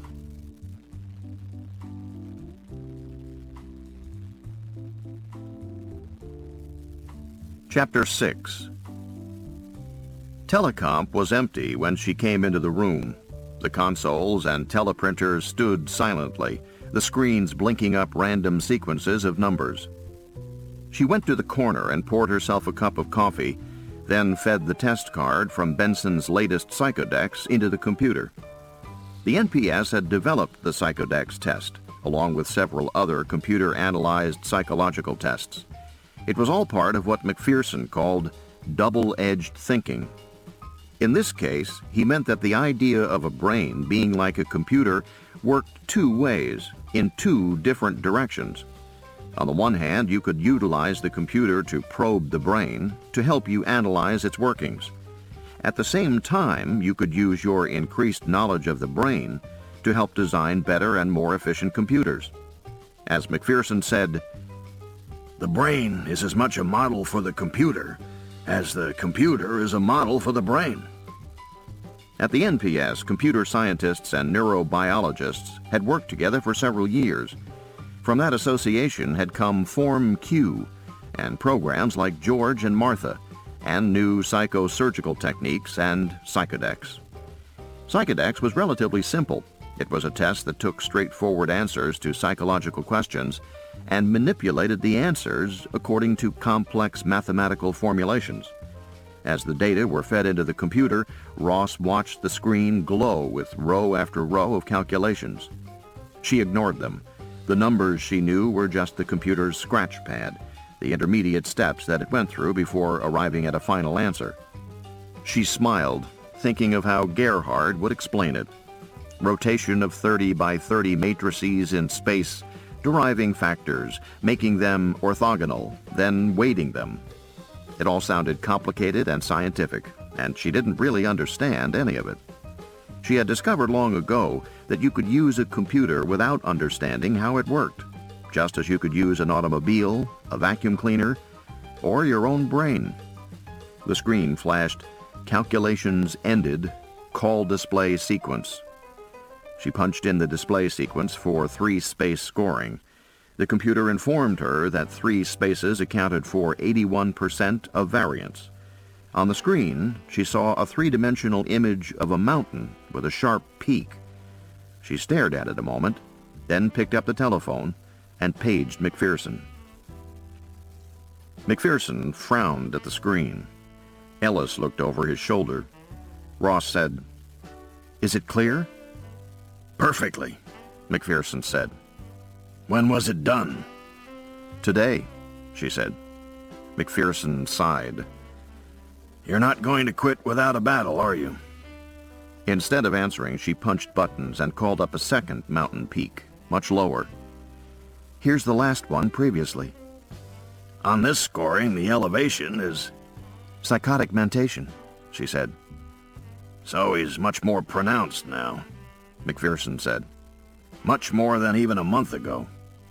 "Yes," she said. "You think he was screwing around with the test?" She shook her head. She punched in the 4 previous tests in succession. The trend was clear. On each test, the mountain peak got higher and sharper. "Well then," McPherson said, "he's definitely getting worse. I gather you still think we shouldn't operate." "More than ever," she said. "He's unquestionably psychotic, and if you start putting wires in his head—" "I know," McPherson said. "I know what you're saying." "He's going to feel that he's been turned into a machine," she said. McPherson turned to Ellis. "Do you suppose we can knock this elevation down with Thorazine?" Thorazine was a major tranquilizer. With some psychotics, it helped them to think more clearly. "I think it's worth a try." McPherson nodded. "I do too. Janet?" She stared at the screen and didn't reply.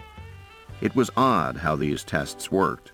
The mountain peaks were an abstraction, a mathematical representation of an emotional state.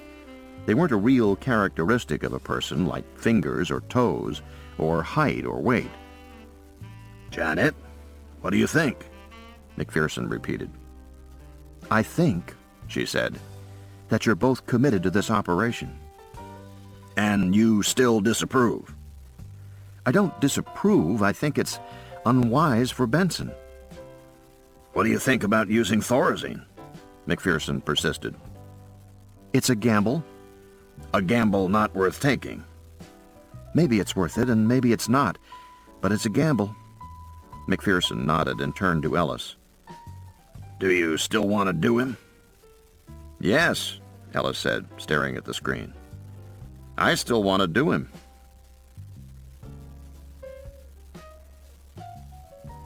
Chapter 7. As always, Morris found it strange to play tennis on the hospital court. The hospital buildings looming high above him always made him feel slightly guilty. All those rows of windows, all those patients who could not do what he was doing. Then there was the sound, or rather, the absence of sound. The freeway ran near the hospital, and the reassuring thwack of the tennis balls was completely obliterated by the steady, monotonous rush of passing cars. It was getting dark now, and he was having trouble with his vision. The ball seemed to pop unexpectedly into his court. Kelso was much less hampered. Morris often joked that Kelso ate too many carrots, but whatever the explanation, it was humiliating to play late with Kelso. Darkness helped him, and Morris hated to lose. He had long ago become comfortable with the fact of his own competitiveness. Morris never stopped competing. He competed in games, he competed in work, he competed with women. More than once, Ross had pointed that out to him, and then dropped the subject in the sly way that psychiatrists raise a point, then drop it. Morris didn't mind. It was a fact of his life, and whatever the connotations, deep insecurity, a need to prove himself, a feeling of inferiority, he didn't worry about it. He drew pleasure from competition and satisfaction from winning, and so far in his life, he had managed to win more often than not. In part, he had joined the NPS because the challenges were very great and because the potential rewards were enormous. Privately, Morris expected to be a professor of surgery before he was 40. His past career had been outstanding. That was why Ellis had accepted him, and he was equally confident about his future. It wouldn't hurt to be associated with a landmark case in surgical history. All in all, he was in a good mood, and he played hard for half an hour until he was tired and it was too dark to see. He signaled to Kelso, no point in calling above the freeway sounds, to end the game. They met at the net and shook hands. Morris was reassured to see that Kelso was sweating heavily. Good game, Kelso said. Tomorrow, same time? I'm not sure, Morris said. Kelso paused. Oh, he said. That's right, you have a big day tomorrow. Big day, Morris nodded. Christ, had the news even reached the pediatric residents? For a moment he felt what Ellis must be feeling, the intense pressure, abstract, vague, that came from knowing that the entire university hospital staff was watching this procedure. Well, good luck with it, Kelso said. As the two men walked back to the hospital, Morris saw Ellis, a distant, solitary figure, limping slightly as he crossed the parking lot and climbed into his car and drove home.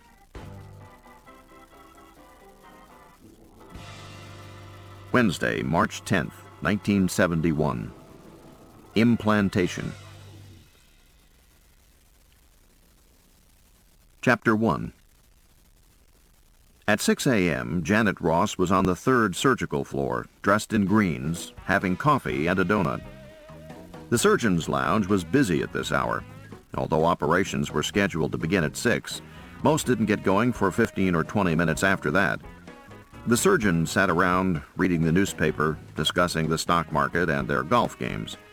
From time to time, one of them would leave, go to the overhead viewing galleries, and look down on their ORs to see how preparations were coming. Ross was the only woman in the room, and her presence changed the masculine atmosphere subtly. It annoyed her that she should be the only woman, and it annoyed her that the men should become quieter, more polite, less jovial and raucous. She didn't give a damn if they were raucous, and she resented being made to feel like an intruder. It seemed to her that she had been an intruder all her life, even when she was very young. Her father had been a surgeon who never bothered to conceal his disappointment that he had a daughter instead of a son. A son would have fitted into his scheme of life. He could have brought him to the hospital on Saturday mornings, taken him into the operating rooms. Those were all things you could do with a son. But a daughter was something else, a perplexing entity not suited for a surgical life, and therefore an intrusion. She looked around at all the surgeons in the lounge, and then to cover her unease, she went to the phone and dialed the 7th floor. "This is Dr. Ross. Is Mr. Benson on call?" "He was just sent." "When did he leave the floor?" "About 5 minutes ago." She hung up and went back to her coffee. Ellis appeared and waved to her across the room. "There'll be a 5-minute delay hooking into the computer," he said. "They're tying in the lines now. Is the patient on call?" "Sent 5 minutes ago." "You seen Morris?" "Not yet." "He'd better get his ass down here," Ellis said. Somehow that made her feel good. Morris was in the elevator with a nurse and Benson, who lay on a stretcher, and one of the cops. As they rode down, Morris said to the cop, "You can't get off on the floor." "Why not?" "We're going into the sterile floor directly." "What should I do?" "You can watch from the viewing gallery on the 3rd floor. Tell the desk nurse I said it was all right." The cop nodded. The elevator stopped at the 2nd floor, The doors opened to reveal a hallway with people all in surgical greens walking back and forth. A large sign read, "Sterile Area. No admittance without authorization." The lettering was red. Morris and the nurse wheeled Benson out of the elevator. The cop remained behind, looking nervous. He pushed the button for the third floor, and the doors closed.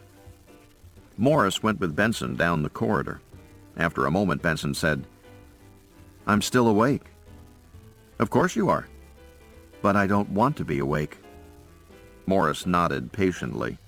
Benson had gotten pre-op medications half an hour earlier. They would be taking effect soon, making him drowsy. "How's your mouth?" "Dry." That was the atropine beginning to work. "You'll be okay." Morris himself had never had an operation. He'd performed hundreds, but never experienced one himself. In recent years, he had begun to wonder how it felt to be on the other side of things. He suspected, though he would never admit it, that it must be awful. "You'll be okay," he said to Benson again, and touched his shoulder. Benson just stared at him as he was wheeled down the corridor toward OR 9. OR 9 was the largest operating room in the hospital.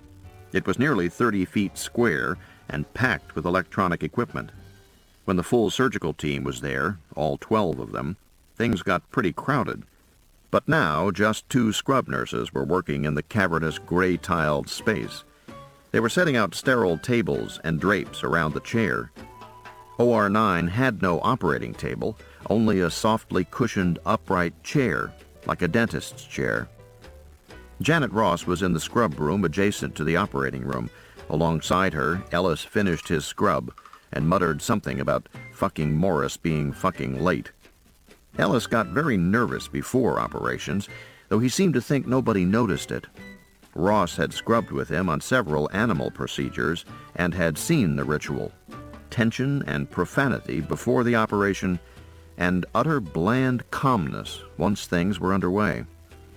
Ellis turned off the faucets with his elbows and entered the OR, backing in so that his arms did not touch the door. A nurse handed him a towel. While he dried his hands, he looked back through the door at Ross, and then up at the glass-walled viewing gallery overhead. Ross knew there would be a crowd in the gallery watching the operation. Morris came down and began scrubbing. She said, "Ellis wondered where you were." "Bringing down the patient," he said. One of the circulating nurses entered the scrub room and said, "Dr. Ross, there's somebody here from the radiation lab with a unit for Dr. Ellis. Does he want it now?" "If it's loaded," she said. "I'll ask," the nurse said. She disappeared and stuck her head in a moment later. "He says it's loaded and ready to go, but unless your equipment is shielded, it could give you trouble." Ross knew that all the OR equipment had been shielded the week before. The plutonium exchanger didn't put out much radiation, not enough to fog an X-ray plate, but it could confuse more delicate scientific equipment. There was, of course, no danger to people. "We're shielded," Ross said. "Have him take it into the OR." Ross turned to Morris, scrubbing alongside her. "How's Benson?" "Nervous?" "He should be," she said. Morris glanced at her, his eyes questioning above the gauze surgical mask. She shook her hands free of excess water and backed into the OR. The first thing she saw was the rad lab man wheeling in the tray with the charging unit on it. It was contained in a small lead box. On the sides were stenciled "Danger Radiation" and the triple blade orange symbol for radiation. It was all faintly ridiculous. The charging unit was quite safe. Ellis stood across the room, being helped into his gown. He plunged his hands into his rubber gloves and flexed his fingers. To the rad lab man, he said, "Has it been sterilized?" "Sir?" "Has the unit been sterilized?" "I don't know, sir." "Then give it to one of the girls and have her autoclave it. It's got to be sterile." Dr. Ross dried her hands and shivered in the cold of the operating room. Like most surgeons, Ellis preferred a cold room. Too cold, really, for the patient. But as Ellis often said, "If I'm happy, the patient's happy." Ellis was now across the room, standing by the viewing box, while the circulating nurse, who was not scrubbed, put up the patient's x-rays. Ellis peered closely at them, though he had seen them a dozen times before. They were perfectly normal skull films. Air had been injected into the ventricles so that the horns stood out darkly. One by one, the rest of the team filtered into the room. Altogether, there were 2 scrub nurses, 2 circulating nurses, 1 orderly, Ellis, 2 assistant surgeons, including Morris, 2 electronics technicians, and a computer programmer. The anesthetist was outside with Benson. Without looking up from his console, one of the electronics men said, "Anytime you want to begin, Doctor." "We'll wait for the patient," Ellis said dryly, and there were some chuckles from the 9-group team. Ross looked around the room at the 7 TV screens. They were of different sizes and stationed in different places, depending on how important they were to the surgeon. The smallest screen monitored the closed-circuit taping of the operation. At the moment, it showed an overhead view of the empty chair. Another screen, nearer the surgeon, monitored the electroencephalogram, or EEG. It was turned off now, the 16 pens tracing straight white lines across the screen. There was also a large TV screen for basic operative parameters: electrocardiogram, peripheral arterial pressure, respirations, cardiac output, central venous pressure, rectal temperature. Like the EEG screen, it was also tracing a series of straight lines. Another pair of screens were completely blank. They would display black and white image-intensified X-ray views during the operation. Finally, 2 color screens displayed the limbic program output. That program was cycling now, without punched-in coordinates. On the screens, a picture of the brain rotated in 3 dimensions, while random coordinates generated by computer flashed below. As always, Ross felt that the computer was another, almost human presence in the room, an impression that was always heightened as the operation proceeded. Ellis finished looking at the X-rays and glanced up at the clock. It was 6:19. Benson was still outside, being checked by the anesthetist. Ellis walked around the room, talking briefly to everyone. He was being unusually friendly, and Ross wondered why. She looked up at the viewing gallery and saw the director of the hospital, the chief of surgery, the chief of medicine, and the chief of research, all looking down through the glass. Then she understood. It was 6:21 when Benson was wheeled in. He was now heavily premedicated, relaxed, his body limp, his eyelids heavy. His head was wrapped in a green towel. Ellis supervised Benson's transfer from the stretcher to the chair. As the leather straps were placed across his arms and legs, Benson seemed to wake up, his eyes opening wide. "That's just so you don't fall off," Ellis said easily. "We don't want you to hurt yourself." "Uh-huh," Benson said softly, and closed his eyes again. Ellis nodded to the nurses, who removed the sterile towel from Benson's head. The naked head seemed very small. That was Ross's usual reaction. And white. The skin was smooth except for a razor nick on the left frontal. Ellis's blue ink X marks were clearly visible on the right side. Benson leaned back in the chair. He did not open his eyes again.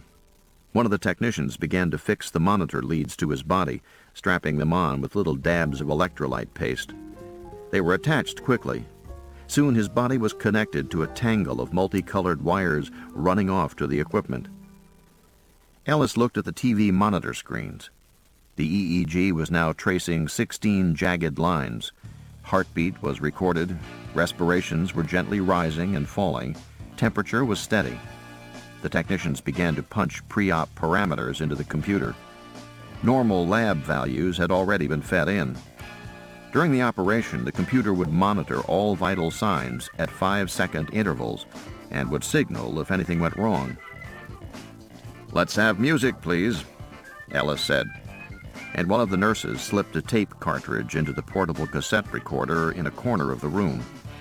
A Bach concerto began to play softly. Ellis always operated to Bach. He said he hoped that the precision, if not the genius, might be contagious. They were approaching the start of the operation. The digital wall clock said 6:29:14 a.m. Next to it, an elapsed time digital clock still read 0000. With the help of a scrub nurse, Ross put on her sterile gown and gloves. The gloves were always difficult for her. She didn't scrub in frequently, and when she plunged her fingers into the gloves, she caught her hand, missing one of the finger slots and putting 2 fingers in another. It was impossible to read the scrub nurse's reaction. Only her eyes were visible above the mask. But Ross was glad that Ellis and the other surgeons were turned away attending to the patient. She stepped to the back of the room, being careful not to trip over the thick black power cables that snaked across the floor in all directions. Ross did not participate in the initial stages of the operation. She waited until the stereotaxic mechanism was in place and the coordinates were determined.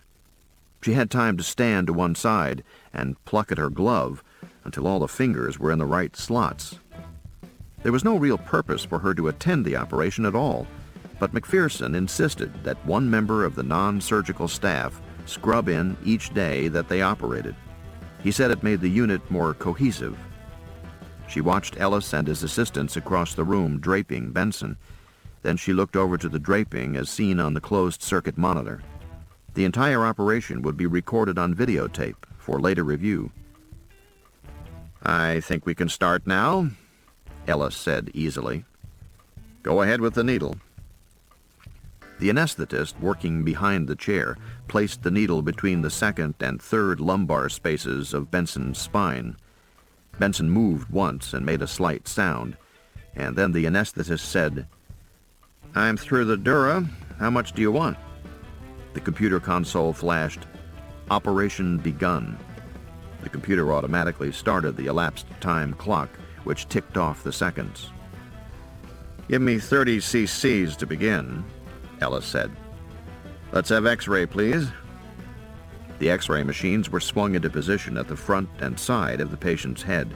Film plates were set on, locking in with a click. Ellis stepped on the floor button, and the TV screens glowed suddenly, showing black and white images of the skull. He watched in 2 views as air slowly filled the ventricles, outlining the horns in black. The programmer sat at the computer console, his hands fluttering over the buttons.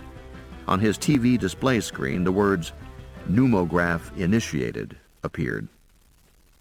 "All right, let's fix his hat," Ellis said. The box-like tubular stereotactic frame was placed over the patient's head. Burr hole locations were fixed and checked. When Ellis was satisfied, he injected local anesthetic into the scalp points. Then he cut the skin and reflected it back, exposing the white surface of the skull. "Drill, please." With the 2mm drill, he made the first of the 2 holes on the right side of the skull.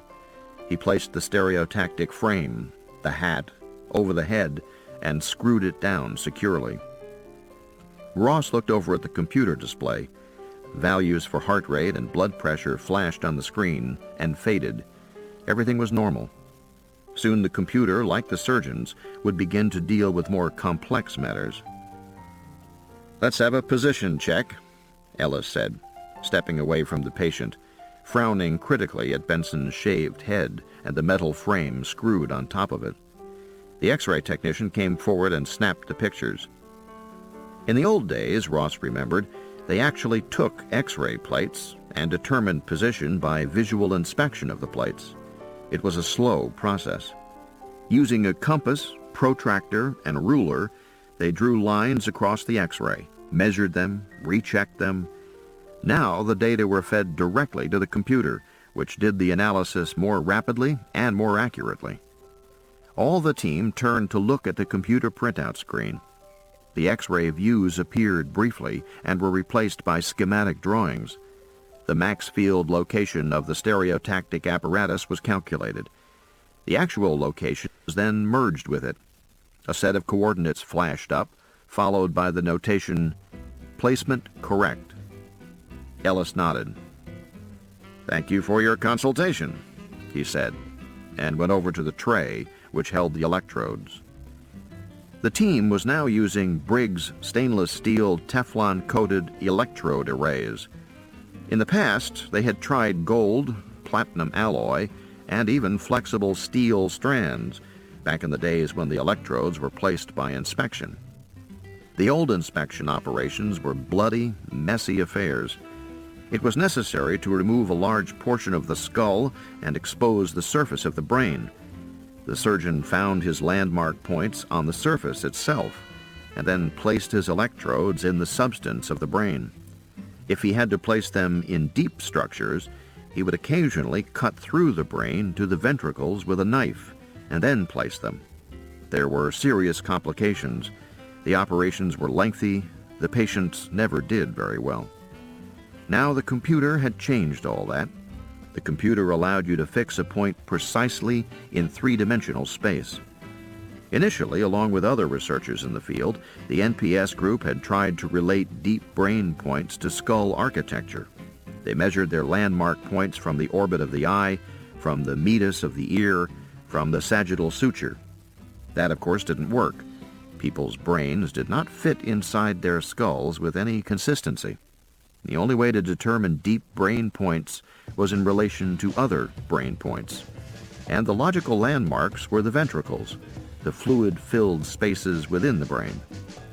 According to the new system, everything was determined in relation to the ventricles. With the help of the computer, it was no longer necessary to expose the brain's surface. Instead, a few small holes were drilled in the skull and the electrodes inserted, while the computer watched by X-ray to make sure they were being placed correctly. Ellis picked up the first electrode array. From where Ross stood, it looked like a single slender wire. Actually, it was a bundle of 20 wires with staggered contact points. Each wire was coated with Teflon, except for the last millimeter, which was exposed. Each wire was a different length, so that under a magnifying glass, the staggered electrode tips looked like a miniature staircase. Ellis checked the array under a large glass. He called for more light and turned the array, peering at all contact points. Then he had a scrub nurse plug it into a testing unit and test every contact. This had been done dozens of times before, but Ellis always checked again before insertion. And he always had 4 arrays sterilized, though he would need only 2. Ellis was careful. At length he was satisfied. "Are we ready to wire?" he asked the team. They nodded. He stepped up to the patient and said, "Let's go through the dura." Up to this point in the operation, they had drilled through the skull, but had left intact the membrane of dura matter, which covered the brain and enclosed the spinal fluid. Ellis's assistant used a probe to puncture the dura. "I have fluid," he said, and a thin trickle of clear liquid slid down the side of the shaved skull from the hole. A nurse sponged it away. Ross always found it a source of wonder the way the brain was protected. Other vital body organs were well protected, of course. The lungs and heart inside the bony cage of the ribs, the liver and spleen under the edge of the ribs, the kidneys packed in fat and secure against thick muscles of the lower back. Good protection, but nothing compared to the central nervous system, which was encased entirely in thick bone. Yet even this was not enough. Inside the bone, there were sac-like membranes which held cerebrospinal fluid. The fluid was under pressure, so that the brain sat in the middle of a pressurized liquid system that afforded its superb protection. McPherson had compared it to a fetus in a water-filled womb. "The baby comes out of the womb," McPherson said, "but the brain never comes out of its own special womb." "We will place now," Ellis said. Ross moved forward, joining the surgical team gathered around the head. She watched as Ellis slid the tip of the electrode array into the burr hole and then pressed slightly, entering the substance of the brain. The technician punched buttons on the computer console. The display screen read, "Entry point localized." The patient did not move. made no sound. The brain could not feel pain. It lacked pain sensors. It was one of the freaks of evolution that the organ which sensed pain throughout the body could feel nothing itself. Ross looked away from Ellis toward the X-ray screens. There, in harsh black and white, she saw the crisply outlined white electrode array begin its slow, steady movement into the brain. She looked from the anterior view to the lateral and then to the computer-generated images. The computer was interpreting the X-ray images by drawing a simplified brain with the temporal lobe target area in red and a flickering blue track showing the line the electrode must traverse from entry point to the target area. So far, Ellis was following the track perfectly. "Very pretty," Ross said. The computer flashed up triple coordinates in rapid succession as the electrodes went deeper. "Practice makes perfect," Ellis said sourly. He was now using the scale-down apparatus attached to the stereotactic hat. The scaler reduced his crude finger movements to very small changes in electrode movements. If he moved his finger half an inch, the scaler converted that to half a millimeter. Very slowly, the electrodes penetrated deeper into the brain. This ends Disc 2. The Terminal Man, Disc 3. From the screens, Ross could lift her eyes and watch the closed-circuit TV monitor showing Ellis at work. It was easier to watch on TV than to turn around and see the real thing. But she turned around when she heard Benson say, very distinctly, Ellis stopped. "What was that?" "Patient," the anesthetist said, gesturing toward Benson. Ellis paused, bent over to look at Benson's face. "You all right, Mr. Benson?" He spoke loudly, distinctly. "Yeah, fine," Benson said. His voice was deeply drugged. "Any pain?" "No." "Good. Just relax now." And he returned to his work. Ross sighed in relief. Somehow, all that had made her tense, even though she knew there was no reason for alarm. Benson could feel no pain, and she had known all along that his sedation was only that, a kind of deep, drugged semi-sleep, and not unconsciousness. There was no reason for him to be unconscious, no reason to risk general anesthesia. She turned back to the computer screen. The computer had now presented an inverted view of the brain, as seen from below, near the neck. The electrode track was visible end-on, as a single blue point surrounded by concentric circles. Ellis was supposed to keep within 1 millimeter, 1/25th of an inch, of the assigned track. He deviated half a millimeter. 50 track error, warned the computer. Ross said, "You're slipping off." The electrode array stopped in its path. Ellis glanced up at the screens. "Too high on beta plane?" "Wide on gamma." "Okay." After a moment, the electrodes continued along the path. 40 track error, the computer flashed. It rotated its brain image slowly, bringing up an anterolateral view. 20 track error, it said. "You're correcting nicely," Ross said. Ellis hummed along with the Bach and nodded. 0 track error, the computer indicated, and swung the brain view around to a full lateral. The second screen showed a full frontal view. After a few moments, the screen blinked. "Approaching target," Ross conveyed the message. Seconds later, the flashing word, "strike." "You're on," Ross said. Ellis stepped back and folded his hands across his chest. "Let's have a coordinate check," he said. The elapsed time clock showed that 27 minutes had passed in the operation.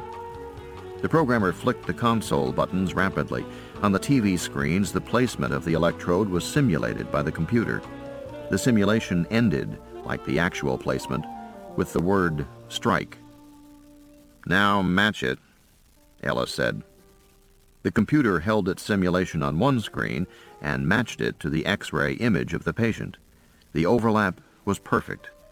The computer reported, "Matched within established limits." "That's it," Ellis said. He screwed on the little plastic button cap which held the electrodes tightly against the skull. Then he applied dental cement to fix it. He untangled the 20 fine wire leads that came off the electrode array and pushed them to one side. "We can do the next one now," he said. At the end of the second placement, a thin, arcing cut was made with a knife along the scalp. To avoid important superficial vessels and nerves, the cut ran from the electrode entry points down the side of the ear to the base of the neck. There it deviated to the right shoulder. Using blunt dissection, Ellis opened a small pocket beneath the skin of the right lateral chest near the armpit. "Have we got the charging unit?" he asked.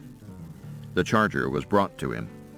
It was smaller than a pack of cigarettes and contained 37 grams of the radioactive isotope plutonium-239 oxide. The radiation produced heat, which was converted directly by a thermionic unit to electric power. A Kenbeck solid-state DC-DC circuit transformed the output to the necessary voltage. Ellis plugged the charger into the test pack and did a last-minute check of its power before implantation. As he held it in his hand, he said, "It's cold. I can't get used to that." Ross knew layers of vacuum foil insulation kept the exterior cool, and that inside the packet, the radiation capsule was producing heat at 500 degrees Fahrenheit, hot enough to cook a roast. He checked the radiation to be sure there would be no leakage. The meters all read in the low normal range. There was a certain amount of leakage, naturally, but it was no more than that produced by a commercial color television set. Finally, he called for the dog tag. Benson would have to wear this dog tag for as long as he had the atomic charging unit in his body. The tag warned that the person had an atomic pacemaker and gave a telephone number. Ross knew that the number was a listing which played a recorded message 24 hours a day. The recording gave detailed technical information about the charging unit and warned that bullet wounds, automobile accidents, fires, and other damage could release the plutonium, which was a powerful alpha particle emitter. It gave special instructions to physicians, coroners, and morticians, and warned particularly against cremation of the body, unless the charger was first removed. Ellis inserted the charging unit into the small subdermal pocket he had made in the chest wall. He sewed tissue layers around it to fix it in place. Then he turned his attention to the postage stamp-sized electronic computer. Ross looked up at the viewing gallery and saw the wizard twins, Gerhardt and Richards, watching intently. Ellis checked the packet under the magnifying glass, then gave it to a scrubbed technician, who hooked the little computer into the main hospital computer. To Ross, the computer was the most remarkable part of the entire system. Since she had joined the NPS 3 years before, she had seen the computer shrink from a prototype as large as a briefcase to the present tiny model, which looked small in the palm of a hand, yet contained all the elements of the original bulky unit. This tiny size made subdermal implantation possible. The patient was free to move about, take showers, do anything he wanted. Much better than the old units, where the charger was clipped to a patient's belt and wires dangled down all over. She looked at the computer screens, which flashed operative monitors interrupted for electronics check. On one screen, a blown-up circuit diagram appeared. The computer checked each pathway and component independently. It took 4 millionths of a second for each check. The entire process was completed in 2 seconds. The computer flashed, "Electronic check, negative." A moment later, brain views reappeared. The computer had gone back to monitoring the operation. "Well," Ellis said. "Let's hook him up." He painstakingly attached the 40 fine wire leads from the 2 electrode arrays to the plastic unit. Then he fitted the wires down along the neck, tucked the plastic under the skin, and called for sutures. The elapsed time clock read 1 hour and 12 minutes. Chapter 2. Morris wheeled Benson into the recovery room, a long, low-ceilinged room where patients were brought immediately after operation. The NPS had a special section of the rec room, as did cardiac patients and burns patients. But the NPS section, with its cluster of electronic equipment, had never been used before. Benson was the first case. Benson looked pale, but otherwise fine. His head and neck were heavily bandaged. Morris supervised his transfer from the rolling stretcher to the permanent bed. Across the room, Ellis was telephoning in his operative note. If you dialed extension 1104, you got a transcribing machine. The dictated message would later be typed up by a secretary and inserted in Benson's record. Ellis's voice droned on in the background. "Centimeter incisions were made over the right temporal region and 2mm burr holes drilled with a K7 drill. Implantation of Briggs electrodes carried out with computer assistance on the limbic program. Honey, that's spelled in capital letters LIMBIC. Program. X-ray placement of electrodes determined with computer review as within established limits. Electrodes sealed with Tyler fixation caps and 7.0 grade dental sealer. Transmission wires." What do you want on him? The rec room nurse asked. Vital signs: Q 5 minutes for the first hour, Q 15 for the second, Q 30 for the third, hourly thereafter. If he's stable, you can move him up to the floor in 6 hours.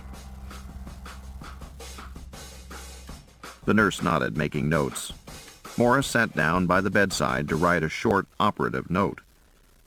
Short operative note on Harold F. Benson. Pre-op DX, acute disinhibitory lesion, temporal focus. Post-op DX, same. Procedure, implantation of twin Briggs electrode arrays into right temporal lobe with subdermal placing of computer and plutonium charging unit. Pre-op meds, phenobarbital 500 milligrams, atropine 60 milligrams, 1 hour prior to procedure. Anesthesia, lidocaine 1 to 1,000, epinephrine locally. Estimated blood loss 250 cc's. Fluid replacement 200 cc's D5W. Operative duration 1 hour 12 minutes. Post-op condition good. As he finished the note, he heard Ross say to the nurse, "Start him on phenobarb as soon as he's awake." She sounded angry. Morris looked up at her. She was frowning, her face tight. "Something the matter, Jan?" "No," she said. "Of course not." "Well, if there's anything you want to—" Just make sure he gets his phenobarb. We want to keep him sedated until we can interface him. And she stormed out of the room.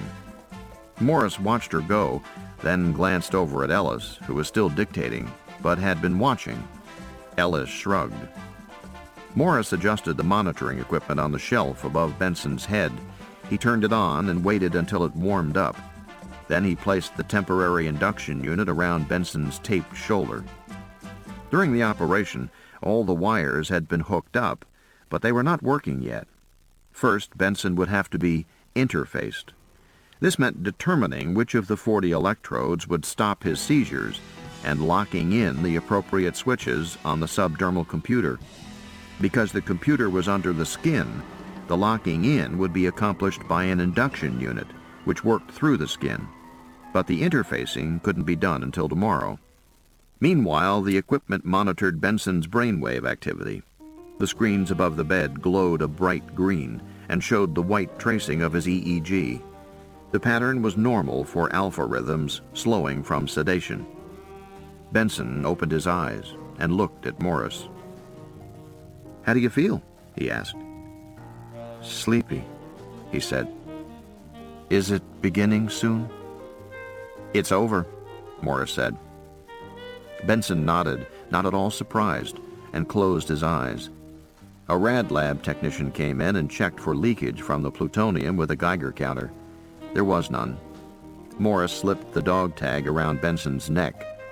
The nurse picked it up curiously, read it, and frowned. Ellis came over.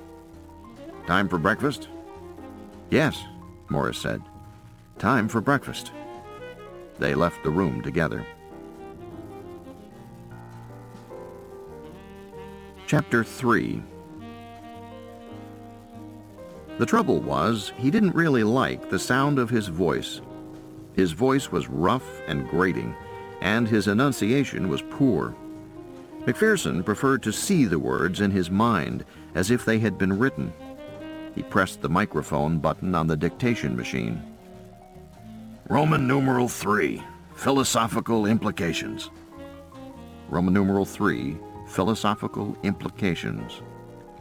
He paused and looked around his office. The large model of the brain sat at the corner of his desk, shelves of journals along one wall, and the TV monitor. On the screen now he was watching the playback of the morning's operation. The sound was turned off, the milky images silent. Ellis was drilling holes in Benson's head. McPherson watched and began to dictate. This procedure represents the first direct link between a human brain and a computer. The link is permanent. Now, of course, any man sitting at a computer console and interacting with the computer by pressing buttons can be said to be linked. Too stuffy, he thought. He ran the tape back and made changes. Now, a man sitting at a computer console and interacting with the computer by pressing buttons is linked to the computer. But that link is not direct, and the link is not permanent. Therefore, this operative procedure represents something rather different. How is one to think about it? He stared at the TV image of the operation, then continued. One might think of the computer in this case as a prosthetic device, just as a man who has his arm amputated can receive a mechanical equivalent of the lost arm, so a brain-damaged man can receive a mechanical aid to overcome the effects of brain damage. This is a comfortable way to think about the operation. It makes the computer into a high-class wooden leg. Yet the implications go much further than that. He paused to look at the screen. Somebody at the main tape station had changed reels. He was no longer seeing the operation, but a psychiatric interview with Benson before the surgery. Benson was excited, smoking a cigarette, making stabbing gestures with the lighted tip as he spoke. Curious, McPherson turned the sound up slightly. Know what they're doing. The machines are everywhere. They used to be the servants of man, but now they're taking over. Subtly taking over. Ellis stuck his head into the office, saw the TV screen, and smiled. Looking at the before pictures? Trying to get a little work done, McPherson said, and pointed to the dictation machine. Ellis nodded, ducked out, closing the door behind him. Benson was saying, "No, I'm a traitor to the human race because I'm helping to make machines more intelligent. That's my job, programming artificial intelligence, and..." McPherson turned the sound down until it was almost inaudible. Then he went back to his dictation. In thinking about computer hardware, we distinguish between central and peripheral equipment. That is, the main computer is considered central, even though in human terms it may be located in some out-of-the-way place, like the basement of a building, for example. The computer's readout equipment, display consoles, and so on are peripheral. They are located at the edges of the computer system, on different floors of the building. He looked at the TV screen. Benson was particularly excited. He turned up the sound and heard, "Getting more intelligent. First steam engines, then automobiles and airplanes, then adding machines. Now computers, feedback loops." McPherson turned the sound off.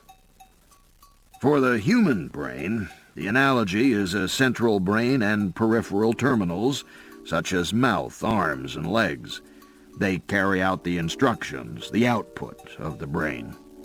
By and large, we judge the workings of the brain by the activity of these peripheral functions. We notice what a person says and how he acts, and from that deduce how his brain works. This idea is familiar to everyone. He looked at Benson on the TV screen. What would Benson say? Would he agree or disagree? Now, however, in this operation, we have created a man with not one brain, but two. He has his biological brain, which is damaged, and he has a new computer brain, which is designed to correct the damage. This new brain is intended to control the biological brain. Therefore, a new situation arises. A patient's biological brain is the peripheral terminal, the only peripheral terminal, for the new computer.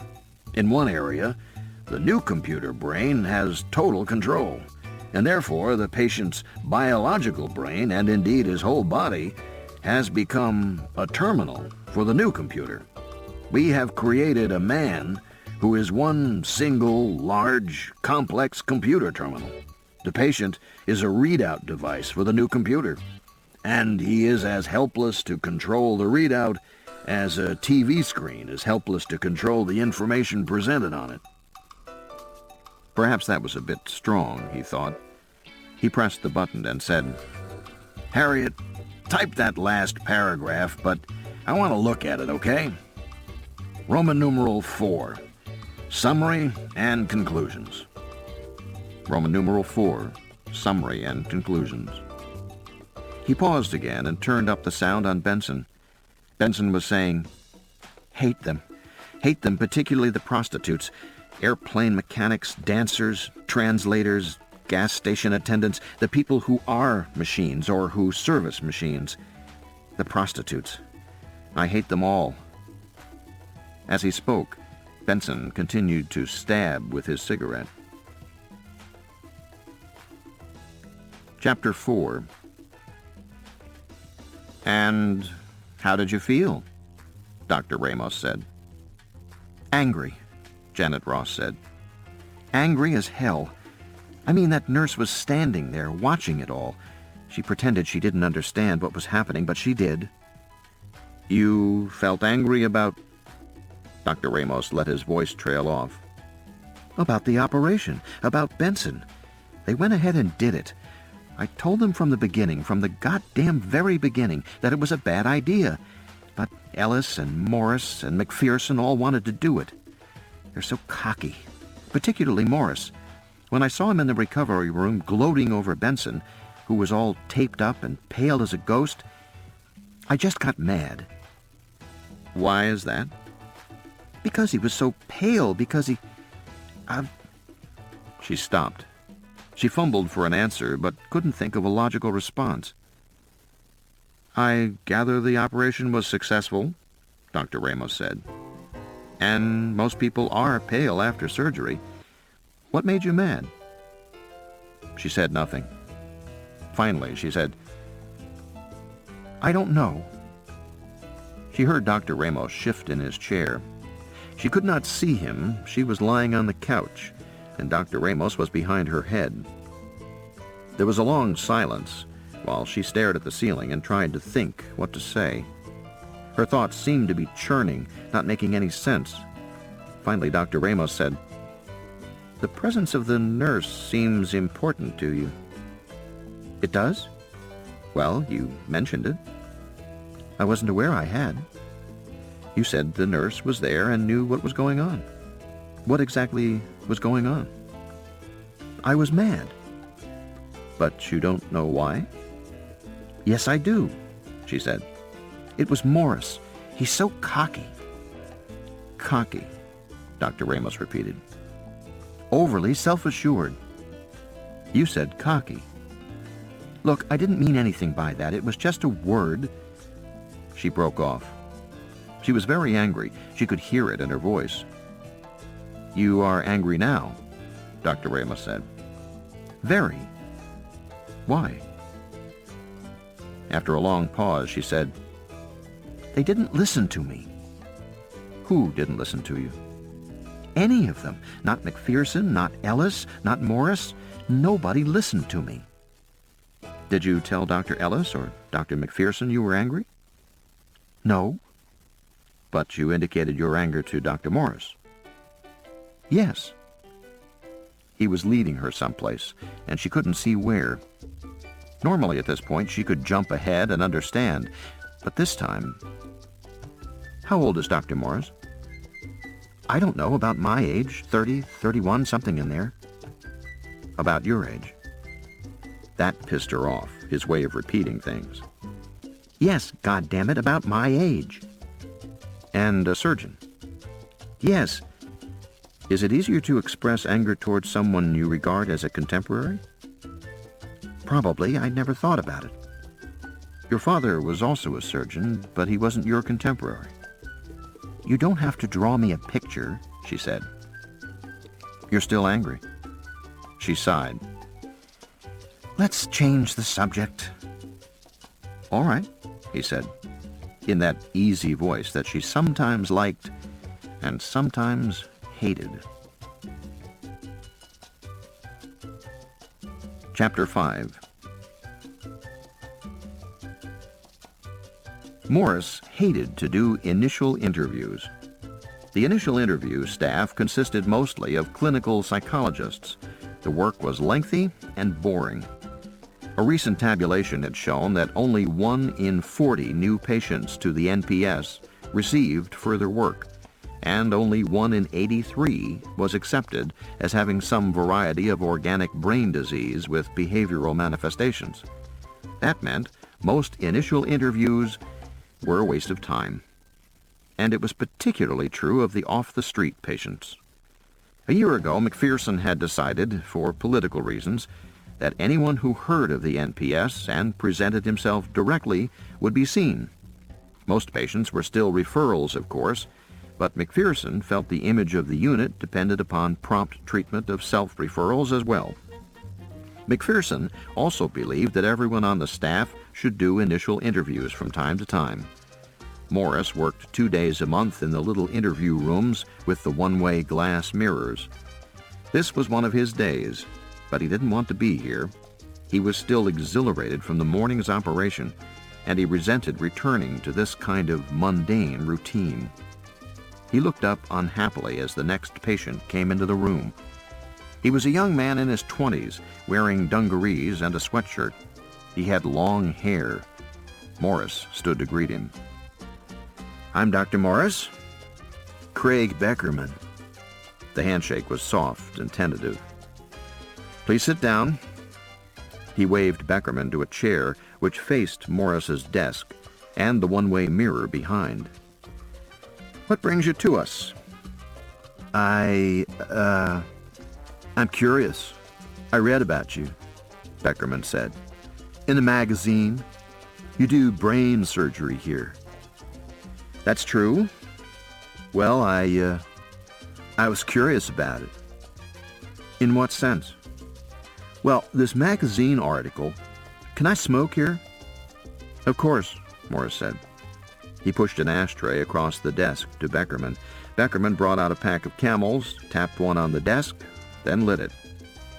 The magazine article? Right, the magazine article said that you put wires in the brain. Is that true?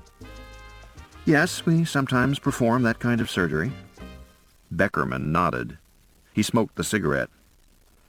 Yeah, well, is it true that you can put wires in so that you feel pleasure? Intense pleasure? Yes, Morris said. He tried to say it blandly. That's really true? It's really true, Morris said. And then he shook his pen, indicating that it was out of ink.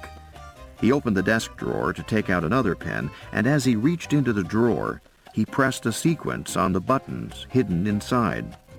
Immediately, his telephone rang. Dr. Morris? At the other end, the secretary said, You rang? Yes, would you hold all calls, please, and transfer them to development section? Right away, the secretary said. Thank you. Morris hung up. He knew that the development people would arrive soon to watch on the other side of the one-way mirror. I'm sorry for the interruption. You were saying about the wires in the brain? Yes, we do that operation, Mr. Beckerman, under special circumstances, but it's still pretty experimental. That's all right, Beckerman said. He puffed on his cigarette. That's fine with me. If you want information, we can arrange for you to have some reprints and magazine tear sheets explaining our work here. Beckerman smiled and shook his head. No, he said. I don't want information. I want the operation. I'm volunteering. Morris pretended to be surprised. He paused a moment and said, I see. Listen, Beckerman said. In the article it said that one jolt of electricity was like a dozen orgasms. It sounded really terrific. And you want this operation performed on you? Yeah, Beckerman said, nodding vigorously. Right. Why? Are you kidding? Wouldn't everybody want it? Pleasure like that? Perhaps, Morris said. But you're the first person to ask for it. What's the matter? Beckerman said. Is it really expensive or something? No, but we don't perform brain surgery for trivial reasons. Oh, wow, Beckerman said. So, that's where you are. Jesus. And he got up and left the room, shaking his head. The three development guys looked stupefied. They sat in the adjoining room and stared through the one-way glass. Beckerman had long since departed. Fascinating, Morris said. The development guys didn't reply. Finally, one of them cleared his throat and said, To say the least. Morris knew what was going through their heads. For years, they had been doing feasibility studies, potential application studies, ramification studies, industrial operations studies, input-output studies. They were geared to think in the future, and now they were suddenly confronted with the present. That man is an eLad, one of them said, and sighed. The eLad concept had caused a lot of interest and some detached academic concern. The notion of an electrical addict, a man who needed his jolts of electricity, just as some men needed doses of drugs, had seemed almost fancifully speculative. But now they had a patient who was clearly a potential addict. Electricity is the biggest kick of all, one of them said and laughed. But the laugh was nervous, edged with tension. Morris wondered what McPherson would say. Probably something philosophical. McPherson was mostly interested in philosophy these days. The idea of an electrical addict was predicated on an astonishing discovery made by James Olds in the 1950s. Olds found that there were areas in the brain where electrical stimulation produced intense pleasure. Strips of brain tissue he called rivers of reward. If an electrode was placed in such an area, a rat would press a self-stimulation lever to receive a shock as often as 5,000 times an hour. In its quest for pleasure, it would ignore food and water. It would stop pressing the lever only when it was prostrate with exhaustion. This remarkable experiment had been repeated with goldfish, guinea pigs, dolphins, cats, and goats. There was no longer any question that the pleasure terminals in the brain were a universal phenomenon. They had also been located in humans. Out of these considerations had come the notion of the electrical addict, the man who needed pleasurable shocks. At first glance, it seemed impossible for a person to become an addict, but it actually wasn't. For instance, the technological hardware was now expensive, but it needn't be. One could envision clever Japanese firms manufacturing electrodes for as little as $2 or $3 and exporting them. Nor was the idea of an illegal operation so far-fetched. At one time, 1 million American women underwent illegal abortions each year. The implantation brain surgery was somewhat more complex, but not forbiddingly so, and the surgical techniques would become more standardized in the future. It was easy to imagine clinics springing up in Mexico and the Bahamas. Nor was there a problem finding surgeons to do the job. A single, busy, well-organized neurosurgeon could perform 10 or 15 operations a day. He could certainly charge $1,000 for each, and with that kind of incentive, unscrupulous surgeons could be found. $100,000 a week in cash was a strong inducement to break the law, if indeed a law were ever passed.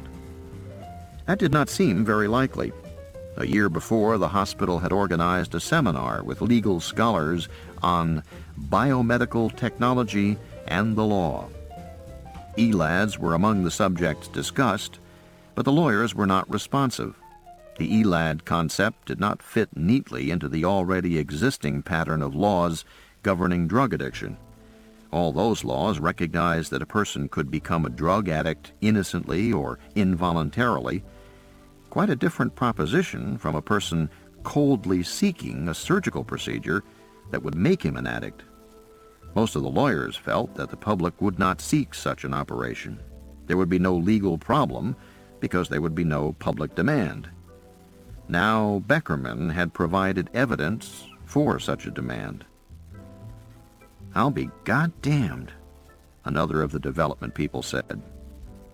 Morris found that comment hardly adequate. He himself felt something he had felt once or twice before since joining the NPS. It was the sensation that things were moving too fast, without enough caution and control, and that it could all get out of control suddenly and without warning. Chapter 6. At 6 p.m., Roger McPherson, head of the Neuropsychiatric Research Unit, went up to the 7th floor to check on his patient. At least, that was how he thought of Benson, as his patient. A proprietary feeling, but not entirely incorrect. Without McPherson, there would be no NPS, and without an NPS, there would be no surgery, no Benson. That was how he thought of it. Room 710 was quiet and bathed in reddish light from the setting sun. Benson appeared to be asleep, but his eyes opened when McPherson closed the door. "How are you feeling?" McPherson asked, moving close to the bed. Benson smiled. "Everyone wants to know that," he said. McPherson smiled back. "That's a natural question." "I'm tired, that's all. Very tired. Sometimes I think I'm a ticking time bomb, and you're wondering when I'll explode." "Is that what you think?" McPherson asked. Automatically, he adjusted Benson's covers so he could look at the IV line. It was flowing nicely. "Tick, tick," Benson said, closing his eyes again. "Tick, tick." McPherson frowned. He was accustomed to mechanical metaphors from Benson. The man was preoccupied, after all, with the idea of men as machines. But to have them appear so soon after operation... "Any pain?" "None. A little ache behind my ears like I'd fallen, that's all." That, McPherson knew, was the bone pain from the drilling. "Fallen?" "I'm a fallen man," Benson said. "I've succumbed." "To what?" "To the process of being turned into a machine." He opened his eyes and smiled again. "Or a time bomb." "Any smells, strange sensations?" As he asked, McPherson looked at the EEG scanner above the bed. It was still reading normal alpha patterns without any suggestion of seizure activity. "No, nothing like that." "But you feel as if you might explode?" He thought, Ross should really be asking these questions. "Sort of," Benson said. "In the coming war, we may all explode." "How do you mean?" in the coming war between men and machines. The human brain is obsolete, you see. That was a new thought. McPherson hadn't heard it from Benson before. He stared at him, lying in the bed, his head and shoulders heavily bandaged. It made the upper part of his body and his head appear thick, gross, oversized. Yes, Benson said. The human brain has gone as far as it's going to go. It's exhausted, so it spawned the next generation of intelligent forms. They will... Why am I so tired? He closed his eyes again. You're exhausted from the operation. A minor procedure, he said, and smiled with his eyes closed. A moment later, he was snoring. McPherson remained by the bed for a moment, then turned to the window and watched the sun set over the Pacific. Benson had a nice room. You could see a bit of the ocean between the high-rise apartments in Santa Monica. He remained there for several minutes. Benson did not wake. Finally, McPherson went out to the nurse's station to write his note in the chart. Patient alert, responsive, oriented ×3. He paused after writing that. He didn't really know if Benson was oriented to person, place, and time. He hadn't checked specifically, but he was clear and responsive, and McPherson let it go. Flow of ideas orderly and clear, but patient retains machine imagery of preoperative state. It is too early to be certain, but it appears that early predictions were correct, that the operation would not alter his mentation between seizures. Signed, Roger A. McPherson, M.D. He stared at it for a moment, then closed the chart and replaced it on the shelf. It was a good note, cool, direct, holding out no false anticipations. The chart was a legal document, after all, and it could be called into court. McPherson didn't expect to see Benson's chart in court, but you couldn't be too careful. The head of any large scientific laboratory performed a political function. You might deny it, you might dislike it, but it was nonetheless true, a necessary part of the job. You had to keep all the people in the lab happy as they worked together. The more prima donnas you had, the tougher the job was, as pure politics. You had to get your lab funded from outside sources, and that was also pure politics, particularly if you were working in a delicate area, as the NPS was. McPherson had long since evolved the horseradish peroxidase principle of grant applications. It was simple enough. When you applied for money, you announced that the money would be spent to find the enzyme horseradish peroxidase, which could lead to a cure for cancer. You would easily get $60,000 for that project, although you couldn't get 60 cents for mind control. He looked at the row of charts on the shelf, a row of unfamiliar names into which Benson HF 710 merged indistinguishably. In one sense, he thought, Benson was correct. He was a walking time bomb. A man treated with mind-controlled technology was subject to all sorts of irrational public prejudice. Heart control, in the form of cardiac pacemakers, was considered a wonderful invention. Kidney control through drugs was a blessing. But mind control was evil, a disaster, even though the NPS control work was directly analogous to control work with other organs. Even the technology was similar. The atomic pacemaker they were using had been developed first for cardiac applications. But the prejudice remained, and Benson thought of himself as a ticking time bomb. McPherson sighed, took out the chart again, and flipped to the section containing doctor's orders. Both Ellis and Morris had written post-op care orders. McPherson added, "After interfacing tomorrow a.m., begin Thorazine." He looked at the note, then decided the nurses wouldn't understand interfacing. He scratched it out and wrote, "After noon tomorrow, begin Thorazine." As he left the floor, he thought that he would rest more easily once Benson was on Thorazine. Perhaps they couldn't defuse the time bomb, but they could certainly drop it into a bucket of cold water. Chapter 7. Late at night, in telecomp, Gerhard stared anxiously at the computer console. He typed in more instructions, then walked to a printout typewriter and began reviewing the long sheaf of green-striped sheets. He scanned them quickly, looking for the error he knew was there in the programmed instructions. The computer itself never made a mistake. Gerhard had used computers for nearly 10 years, different computers, different places, and he had never seen one make a mistake. Of course, mistakes occurred all the time, but they were always in the program, not in the machine. Sometimes that infallibility was hard to accept. For one thing, it didn't fit with one's view of the rest of the world, where machines were always making mistakes. Fuses blowing, stereos breaking down, ovens overheating, cars refusing to start. Modern man expected machines to make their fair share of errors. But computers were different, and working with them could be a humiliating experience. They were never wrong. It was as simple as that.